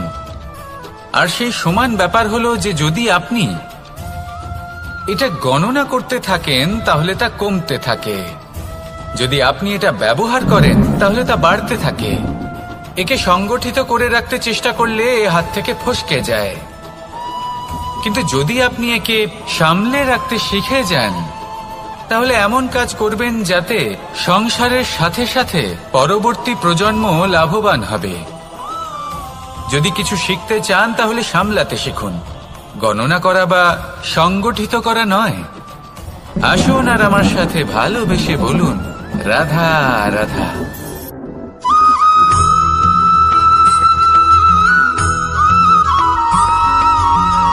যখন আমরা কোনো বনে প্রবেশ করি, তখন এই সবুজ ঘাস দেখে, এই কোমল ঘাস দেখে আমাদের মন প্রফুল্ল হয়ে ওঠে। ভিন্ন ভিন্ন প্রজাতির ফুল, ভিন্ন। এবার ভেবে দেখুন, যখন এই উপবনের নির্মাণ হয়েছিল, সেই সময় যদি এই মাটিকে সঠিকভাবে খনন না করা হতো, যদি তাতে সঠিকভাবে বীজ রোপণ না করা হতো, যদি কোনো সংঘর্ষ না হতো, পরিশ্রম না করা হতো, যদি চলতে চলতে পায়ে কাঁটা না বিঁধে যেত, তাহলে এই সুন্দর বন দেখে আমরা কি এই আনন্দ লাভ করতে পারতাম? কখনোই নয়। ধরুন কোনো নদীর তটে সুন্দর একটি বন আছে, সেই বনের আনন্দ লাভ করতে গেলে আপনাকে সেই নদী পার করতেই হবে। যদি সুখের নদীর কাছে পৌঁছতে চান তাহলে তটে যে কাঁটা রয়েছে সেগুলোর সাথে সংঘর্ষ করতেই হবে। এই সংসারে যদি আপনি সুখ লাভ করতে চান তাহলে সুখ লাভের এই যাত্রা শুরু করতে হবে সংঘর্ষ দ্বারা। তাহলে সংঘর্ষকে স্বাগত জানান, এর পেছনেই সুখ রয়েছে যা আপনার জন্য অপেক্ষা করছে। এবার হাসুন আর আমার সাথে ভালোবেসে বলুন, রাধা।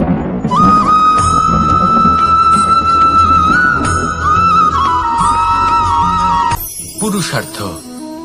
শাস্ত্রে 4 ধরনের পুরুষার্থের কথা বলা হয়েছে। প্রথম হলো ধর্ম। আপনি কি জানেন এই ধর্ম আসলে কি? আপনার কি মনে হয় ধর্ম আসলে কি? কোনো বিশেষ ঈশ্বরকে মানাই কি ধর্ম বলা হয়? নাকি কোনো বিশেষ রীতি পালন করাই হলো ধর্ম? নাকি কোনো বিশেষ সাহিত্যকে সর্বশ্রেষ্ঠ মনে করাই হলো ধর্ম? না, ধর্ম হলো সেটা যাকে ধারণ করা যেতে পারে। আর ধারণ শুধু সেটাই করা যায় যা পবিত্র। পবিত্র শুধু তাকেই বলা হয় যা নিঃস্বার্থ, যার মধ্যে শাসন করার কোনো ইচ্ছে নেই, যা সরলভাবেই প্রবাহমান, জল এবং বায়ুর মতো। যখন কোনো ব্যক্তি ধর্মকে ধারণ করেন এবং সেই ধর্ম সেই ব্যক্তিকে রক্ষা করে, তখন তাকে ধর্ম বলা হয়। ধর্ম যা রক্ষা করে অহংকার থেকে, খারাপ চিন্তার হাত থেকে। সেই জন্য পুরুষার্থ গড়ে তোলার আগে, ধর্ম পালন করার আগে ধর্মের প্রকৃত অর্থ কি সেটা বুঝে নিন। এটা জেনে রাখুন যে সমস্ত ধর্মের আধার, সমস্ত ধর্মের ভিত শুধুমাত্র ভালোবাসা। আসুন আর এই ভালোবাসার সাথেই বলুন, রাধা রাধা।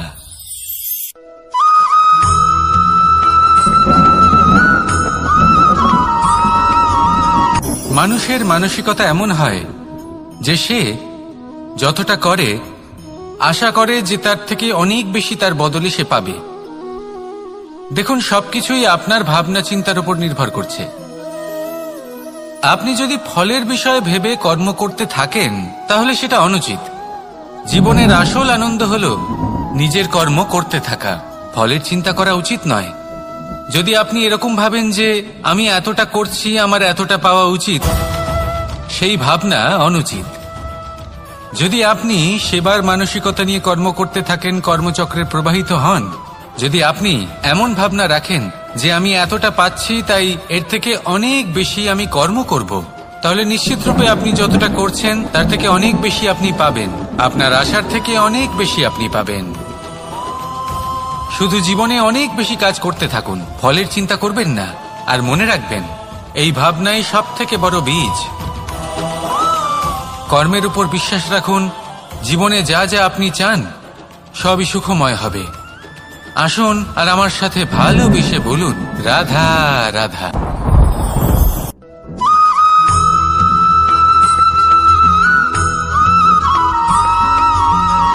সংসারে আমাদের জীবনে যখন কোনো সুখ বা দুঃখ আসে, তার জন্য আমরা কাউকে না কাউকে অবশ্যই দায়ী করে থাকি, তাই না?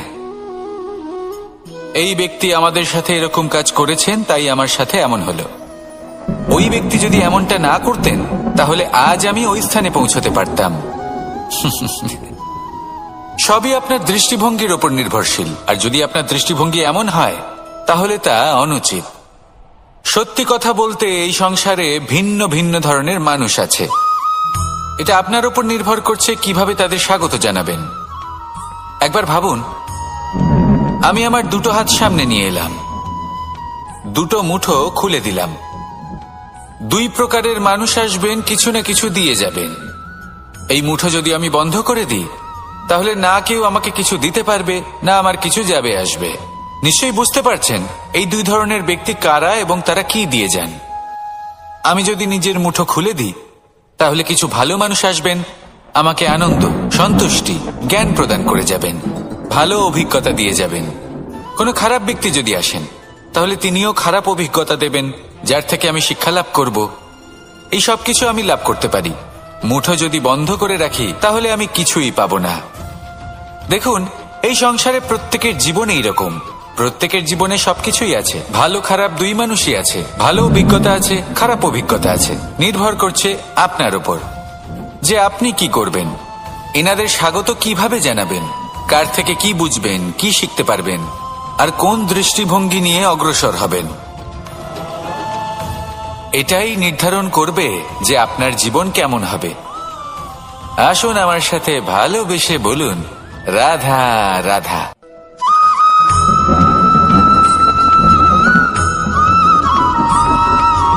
ফিরে আসছিলেন এবং তাদের ফেরার পথে হঠাৎ করে কোথাও থেকে একটি বাছুর চলে এলো।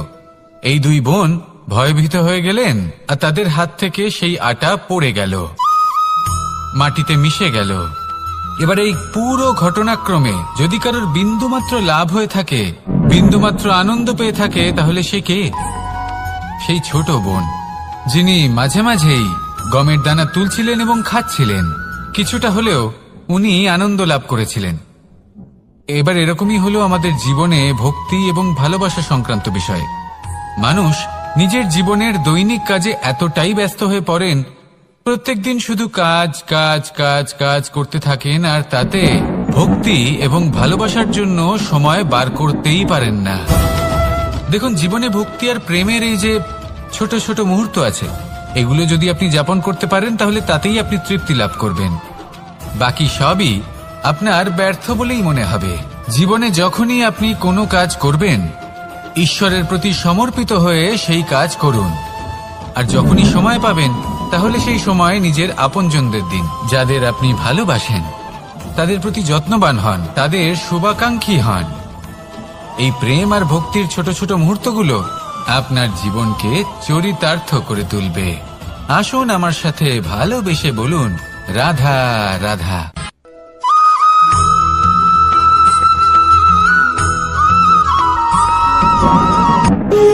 যখন মানুষের মৃত্যু হয় তখন কি হয়? অনেক সংখ্যক মানুষ শোক পালন করতে চলে আসেন। যে ব্যক্তি মৃত্যু লাভ করেছেন তার অনেক বস্তু থাকে যেগুলো তার প্রিয়, যেগুলো তিনি ব্যবহার করেছেন। তার শয্যা, তার বস্ত্র, তার আভূষণ সবকিছু তার থেকে বিচ্ছিন্ন করা হয় এবং খালি হাতে তাকে শ্মশানের উদ্দেশ্যে রওনা করা হয়। আমি আপনাকে এই প্রশ্ন করতে চাই, আপনি এই সংসারে কি অর্জন করেছেন? ধন সম্পত্তি, বস্ত্র, আভূষণ, এই সবকিছু যে আপনি অর্জন করেছেন, আপনার মৃত্যুর পরে তা আপনার থেকে দূর হয়ে যাবে। এর উত্তর হলো একটাই, আপনার কর্ম। শুধু সেটাই আছে যা একান্ত আপনার, আর শুধু সেটাই এই সংসার থেকে চলে যাওয়ার পরেও সংসারেই জীবিত থাকবে। যদি আপনি দুষ্কর্ম করেন, তাহলে এই সংসার আপনাকে একটি অনুচিত উদাহরণ হিসেবে মনে রাখবে যে এই ব্যক্তি খুব পাপী ছিল, অনুচিত কর্ম করতেন। যে পথে তিনি চলেছেন সেই পথে কারোর চলা উচিত নয়। সেখানেই যদি আপনি সৎকর্ম করেন, তাহলে সংসার চিরকাল এটাই বলবে যে খুব ভালো মানুষ ছিলেন, সবাইকে ভালোবাসতেন, সবাইকে সাহায্য করতেন, আমার খুব প্রিয় মানুষ ছিলেন। এটাই হলো শ্রেষ্ঠ কর্ম। সেই জন্য জীবনে শুধুমাত্র ধন সম্পত্তি, আভূষণ এই সব অর্জন করতে গিয়ে নিজের মনোনিবেশ করবেন না। শ্রেষ্ঠ কর্ম করুন। সংসার থেকে চলে যাওয়ার পরেও এই কর্মই এই সংসারে আপনাকে জীবিত রাখবে। আসুন আমার সাথে ভালোবেসে বলুন, রাধা রাধা।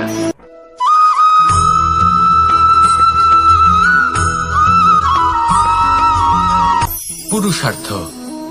শাস্ত্রে 4 ধরনের পুরুষার্থের কথা বলা হয়েছে। প্রথম হলো ধর্ম।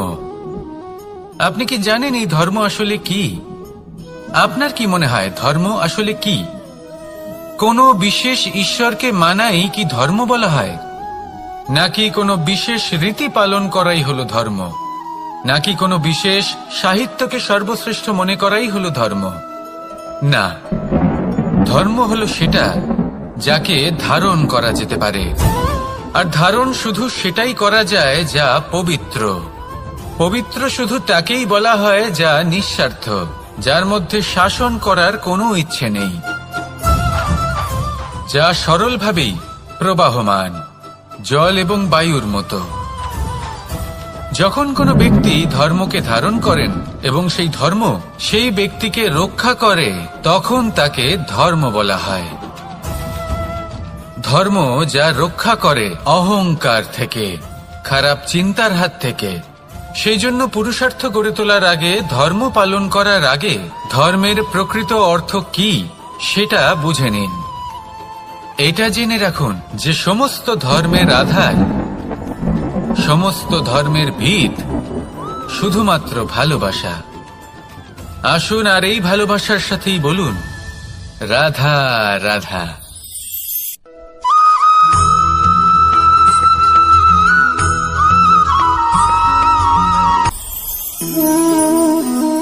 শক্তি এক অত্যন্ত বিচিত্র বস্তু, বা বলতে পারেন অনুভূতি।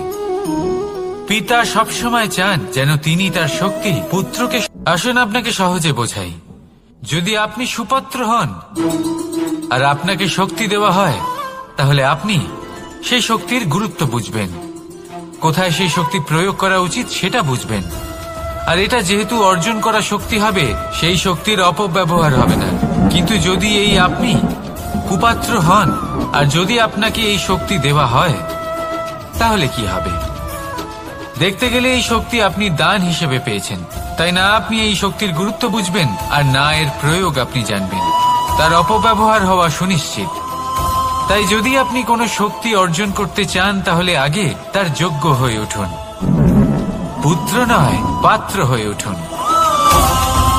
আর আমার সাথে ভালোবেসে বলুন রাধা রাধা।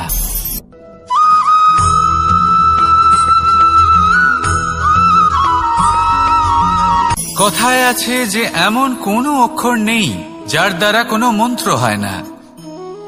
এমন কোনো বনস্পতি নেই যা নিজেই একটা ঔষধি নয়।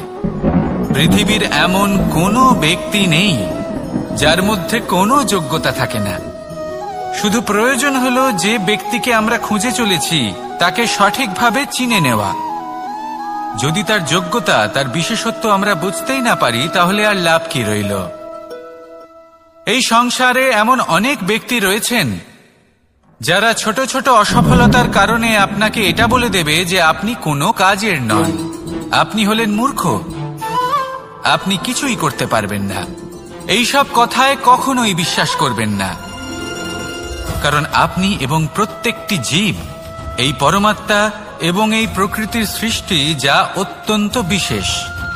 যদি আপনাকে উদাহরণ দিই, তাহলে একদিকে আছে তরোয়াল, একটা বড় লম্বা তরোয়াল, যার দ্বারা যুদ্ধ করা যায়, জয়লাভ করা যায়। আর অন্যদিকে রয়েছে একটা ছোট্ট সূচ, কিন্তু যে কাজ একটা ছোট্ট সূচ করতে পারে তা একটা তরোয়াল দ্বারা সম্ভব নয়। এর অর্থ হলো এটাই যে প্রত্যেকটা রচনা অত্যন্ত অমূল্য এবং অত্যন্ত বিশেষ হয়। তাহলে বিশ্বাস রাখুন যে আপনি অত্যন্ত বিশেষ একজন। আর প্রেমের সাথে বলুন রাধা রাধা।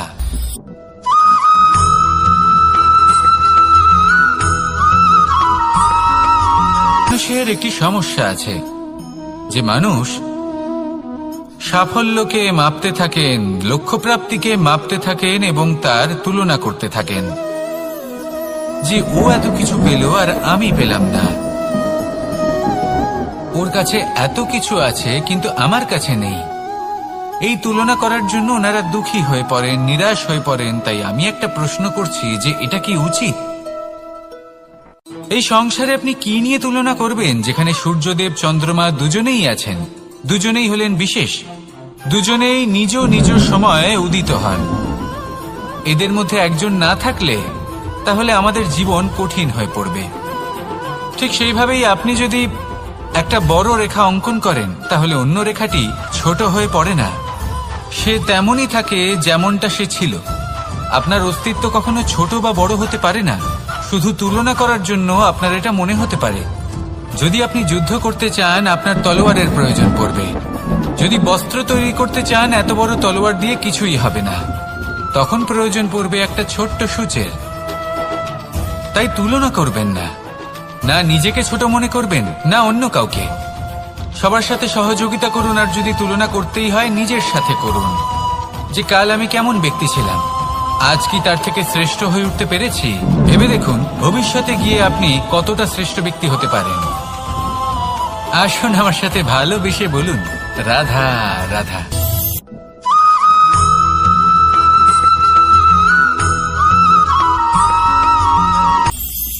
এটা হলো ধান গাছ। এর থেকে যে ধানকে নষ্ট করে দেবে, কিন্তু নিজে জীবিত থাকবে। এটাই হলো আজকের শিক্ষা।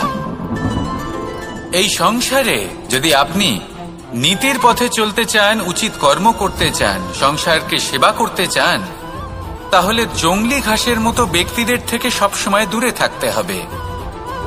সেই ব্যক্তি যারা দুর্নীতি এবং মিথ্যা দ্বারা পরিপূর্ণ, যাদের ব্যবহার অশুভ, যাদের অনেক অশুভ গুণ রয়েছে, তারা সঠিক নয়। সেই সকল ব্যক্তি যাদের চরিত্র অত্যন্ত দুষ্ট হয়, তারা হয় শুভ চরিত্রের ব্যক্তিকে একদম নষ্ট করে দেয়, নয় নিজের মতো বানিয়ে তোলে।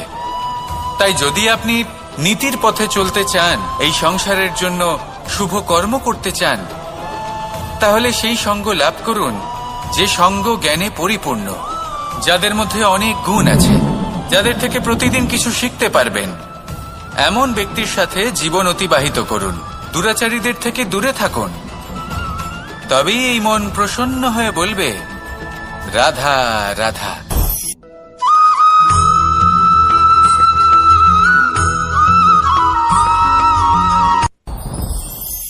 সাথী। সাথী এই শব্দটির ব্যাখ্যা কে কিভাবে করে?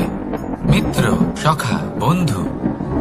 কিন্তু অর্থ একটাই, তিনি যিনি আপনার সঙ্গী হন আর তিনি যার সাথী আপনি হন। এবার সব থেকে বড় প্রশ্ন হলো এটাই যে তিনি কে হতে পারেন যাকে আপনি আপনার সাথী বলে মেনে নিতে পারেন, নিজের সখা, নিজের মিত্র, নিজের বন্ধু মেনে নিতে পারেন। আপনার সাথী হলেন তিনি যিনি দুঃখের সময় আপনার পাশে থাকবেন, আপনার হাত ধরে থাকবেন। আপনার সাথী হলেন তিনি যার হাত আপনি নিজের সুখের দিনে ধরে থাকবেন। সেই সাথীরই হাত ধরুন যিনি দুঃখে সবসময় আপনাকে সাহায্য করার জন্য তৎপর হয়ে থাকেন, আপনার পাশে থাকেন, আর যাকে সুখের দিনে আপনি আপনার সাথে রাখতে পারেন। আর যখন আপনার সাথে আপনার এই সাথী থাকবে, তখন আপনি এটা বুঝবেন যে যখন জীবনে দুঃখ আসে, তখন এই দুঃখ কমে যায়, সবার মধ্যে ভাগ হয়ে যায়। আর যদি তখন সুখ আসে, তাহলে সেটা সবার উপস্থিতিতে আরো বেড়ে যায়। এটাই হলো প্রেম, এটাই হলো ভালোবাসা, এটাই হলো সঙ্গ। যেমন সম্পর্ক আমার আর রাধার মাঝে। তাহলে আসুন আর আমার সাথে ভালোবেসে বলুন, রাধা রাধা।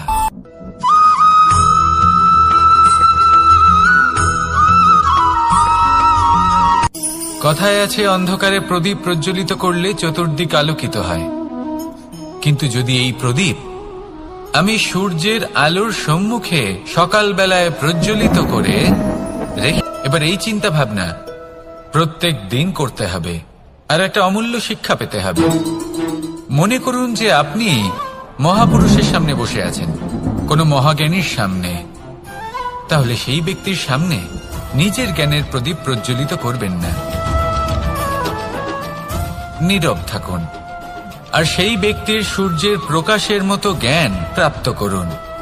যতটা পারবেন জ্ঞান লাভ করুন।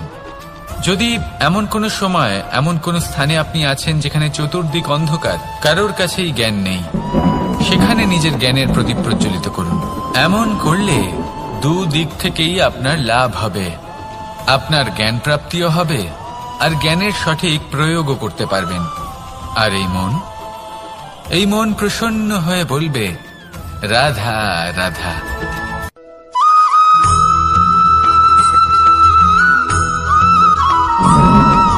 প্রত্যেক মানুষ নিজের জীবনে হীরক তথা হীরে এবং দর্পণ এই দুই দেখেছেন।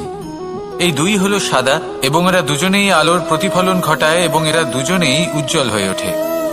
আপনি হয়তো মনে মনে ভাবছেন যে এটা কি ধরনের তুলনা করছি। একটা হীরে তো রত্ন, তার মূল্য দর্পণের থেকে অনেক গুণ বেশি। কিন্তু হীরে থাকাতে দর্পণের মূল্য কিন্তু কোনো অংশে কমে যায় না, তাই না? মানুষ যখন হিরে নিজের হাতে নেয় তখন সবার আগে কি খোঁজে? দর্পণ, যাতে তার মধ্যে দিয়ে দেখে সে বুঝতে পারে যে সেই হিরে আদৌ তার শোভাবর্ধন করছে কিনা, তাকে ভালো দেখাচ্ছে কিনা, প্রসাধনের জন্য সেটা ব্যবহার করা ঠিক হবে কিনা। অর্থাৎ হীরের উপস্থিতিতে দর্পণের গুরুত্ব কম হলো না, দর্পণের কারণে হীরের মূল্য বোঝা গেল। আমাদের জীবনেও ঠিক এরকমই ঘটে।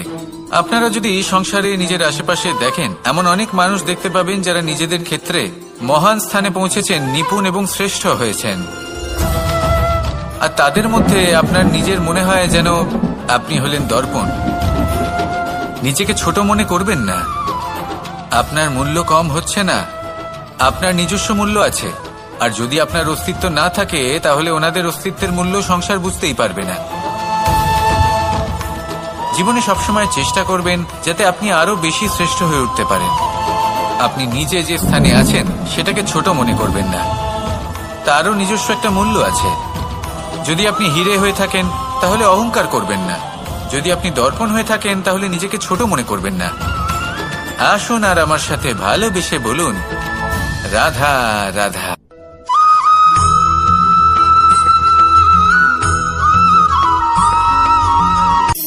শক্তি, শক্তি অর্জন করা এতটা কঠিন নয় যতটা শক্তি লাভ করার পরে সেই শক্তি সামলানো কঠিন হয়।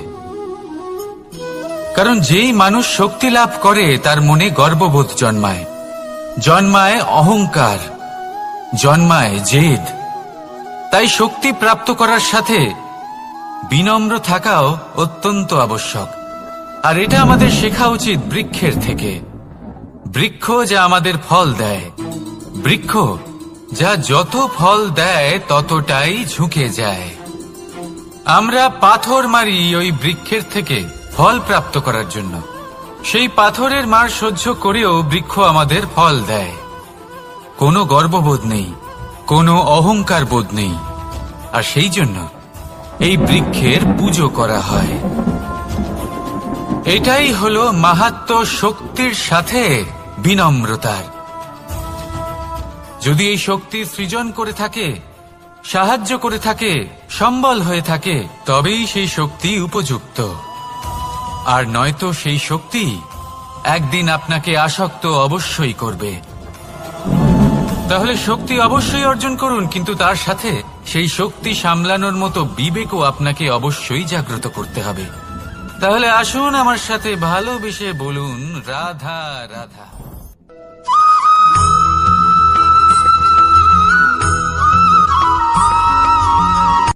কথায় আছে, অন্ধকারে প্রদীপ প্রজ্বলিত করলে চতুর্দিক আলোকিত হয়। কিন্তু যদি এই প্রদীপ আমি সূর্যের আলোর সম্মুখে সকালবেলায় প্রজ্বলিত করে রেখে দিই, তাহলে কি হবে? আপনি বলবেন যে এটা করে তো কোনো লাভই হলো না। সূর্যের প্রকাশের সামনে এই প্রদীপ আসলে কিছুই নয়। এবার এই চিন্তা ভাবনা প্রত্যেক দিন করতে হবে, আর একটা অমূল্য শিক্ষা পেতে হবে। মনে করুন যে আপনি মহাপুরুষের সামনে বসে আছেন, কোনো মহাজ্ঞানীর সামনে। তাহলে সেই ব্যক্তির সামনে নিজের জ্ঞানের প্রদীপ প্রজ্বলিত করবেন না, নীরব থাকুন। আর সেই ব্যক্তির সূর্যের প্রকাশের মতো জ্ঞান প্রাপ্ত করুন। যতটা পারবেন জ্ঞান লাভ করুন। যদি এমন কোনো সময়, এমন কোনো স্থানে আপনি আছেন যেখানে চতুর্দিক অন্ধকার, কারোর কাছেই জ্ঞান নেই, সেখানে নিজের জ্ঞানের প্রদীপ প্রজ্বলিত করুন। এমন করলে দুদিক থেকেই আপনার লাভ হবে।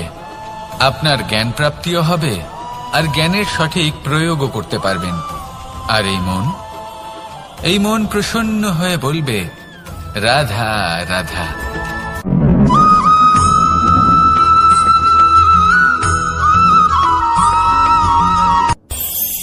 এই সংসারে আমরা প্রকাশ কোথা থেকে পাই? এর উত্তর বড়ই সরল। ভোরে যখন সূর্যোদয় হয় তখন প্রকাশের কিরণ আমাদের ঘরে এসে পৌঁছয়। এইভাবেই আমরা প্রকাশ লাভ করি। এবার এই প্রকাশের আলোতেই আমরা সারাদিনের কাজ সম্পন্ন করি। সন্ধে হয়ে যায়, সূর্যাস্ত হয়ে যায়, আর আমাদের ঘর যাতে অন্ধকার না হয় তার জন্য আমরা একটা প্রদীপ প্রজ্বলিত করি। এটাই ঘটে আমাদের জীবনেও। এবার প্রবাহমান আয়ুর সাথে আমরা আমাদের অন্তরে যদি একটা প্রদীপ প্রজ্বলিত করে নিই, তাহলে বিষয়টাই অন্যরকম হবে। এবার আপনি বলবেন কোন প্রকাশের কথা বলছি যে আমাদের অন্তরে জাগ্রত করা সম্ভব? আমাদের আত্মার মাঝে প্রেমের প্রকাশ জাগ্রত করার কথা বলছি। কারণ আমাদের এই জীবন এও হলো দিনের আলোর মতো। আজ প্রকাশ আছে, কিন্তু কোনোদিন অবশ্যই অস্ত হবে। কিন্তু অস্ত হবার আগে যদি আমরা আমাদের আত্মার মাঝে প্রেমের এই প্রকাশ উজ্জ্বলিত করে নিই, তাহলে আমাদের সন্ধ্যাকালও আমরা আনন্দে এবং প্রেমে যাপন করব। তাহলে আসুন আর আমার সাথে ভালোবেসে বলুন, রাধা রাধা।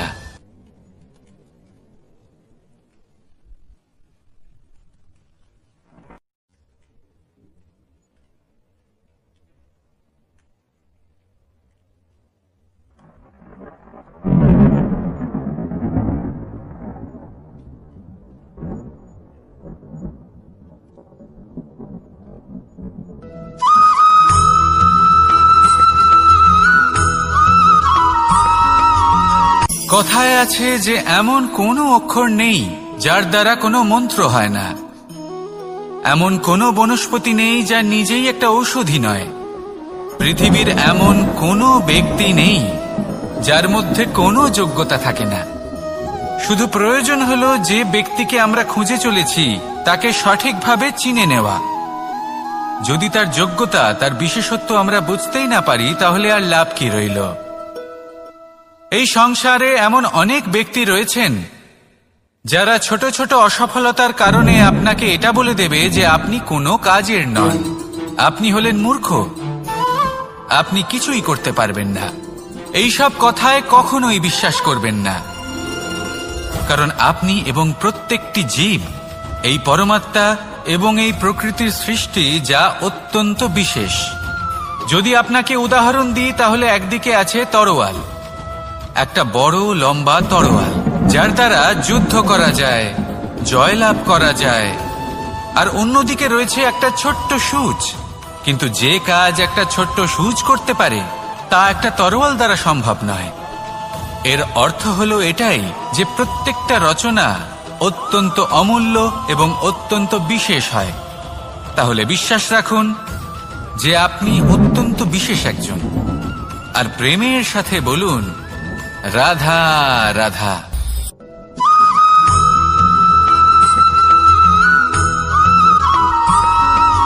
জীবনে যখন কোনো ব্যক্তি নিজের লক্ষ্য প্রাপ্তির জন্য নিরন্তর পরিশ্রম করতে থাকেন, চেষ্টা করতে থাকেন, তখন তিনি কষ্ট অনুভব করেন।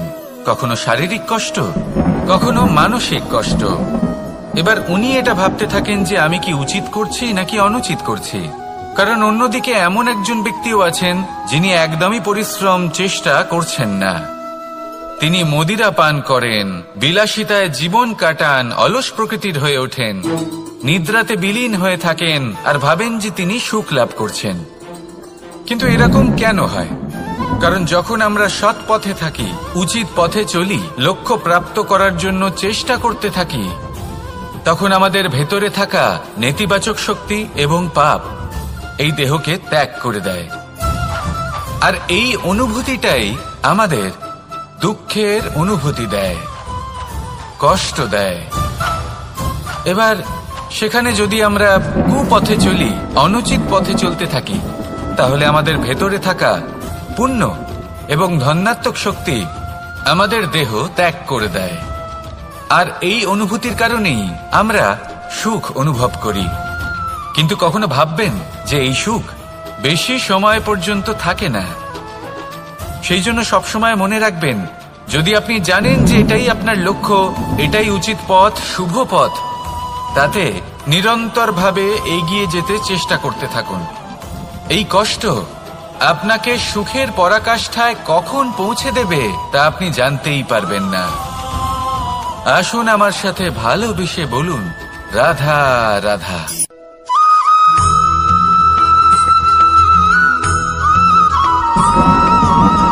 এই দড়িটা দেখুন,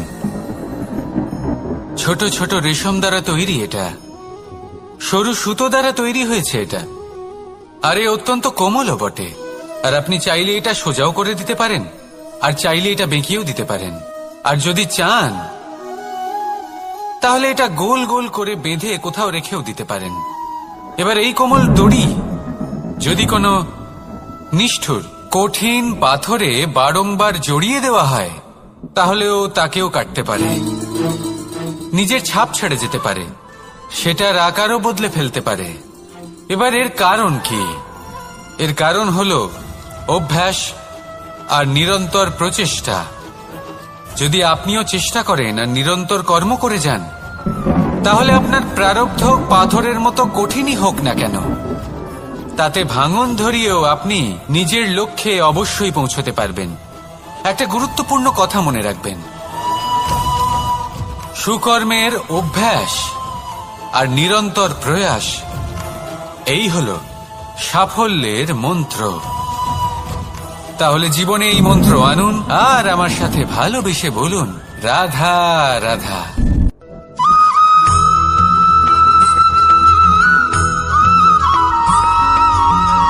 এই সংসারে কোনো বস্তু হোক বা ব্যক্তি হোক, তার একার গুরুত্ব কিন্তু খুব বেশি নয়।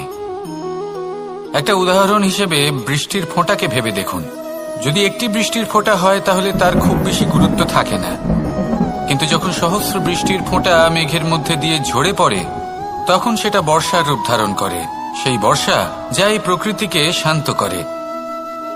সেইভাবেই পাথরের ছোট টুকরো, তার খুব বেশি গুরুত্ব থাকে না, কিন্তু যখন অসংখ্য পাথরের টুকরো একত্রিত হয় তখন তা পর্বতের আকার ধারণ করে। সেইভাবেই কিছু মানুষ যখন একত্রিত হন তখন তৈরি হয় পরিবার, কিছু পরিবার যখন একত্রিত হয় তখন তৈরি হয় সমাজ, যখন অনেক সংখ্যক সমাজ একত্রিত হয় তখন তৈরি হয় রাজ্য। এবার এই রাজ্যের সবথেকে গুরুত্বপূর্ণ ব্যক্তি হতে পারেন রাজা, কিন্তু তাও সেই রাজা একা কিছু করতে পারেন না। যুদ্ধ লড়ার সময় তারও নিজের সৈন্যদলকে প্রয়োজন পড়ে। কিন্তু এই সংসারে এমন একজন ব্যক্তি আছেন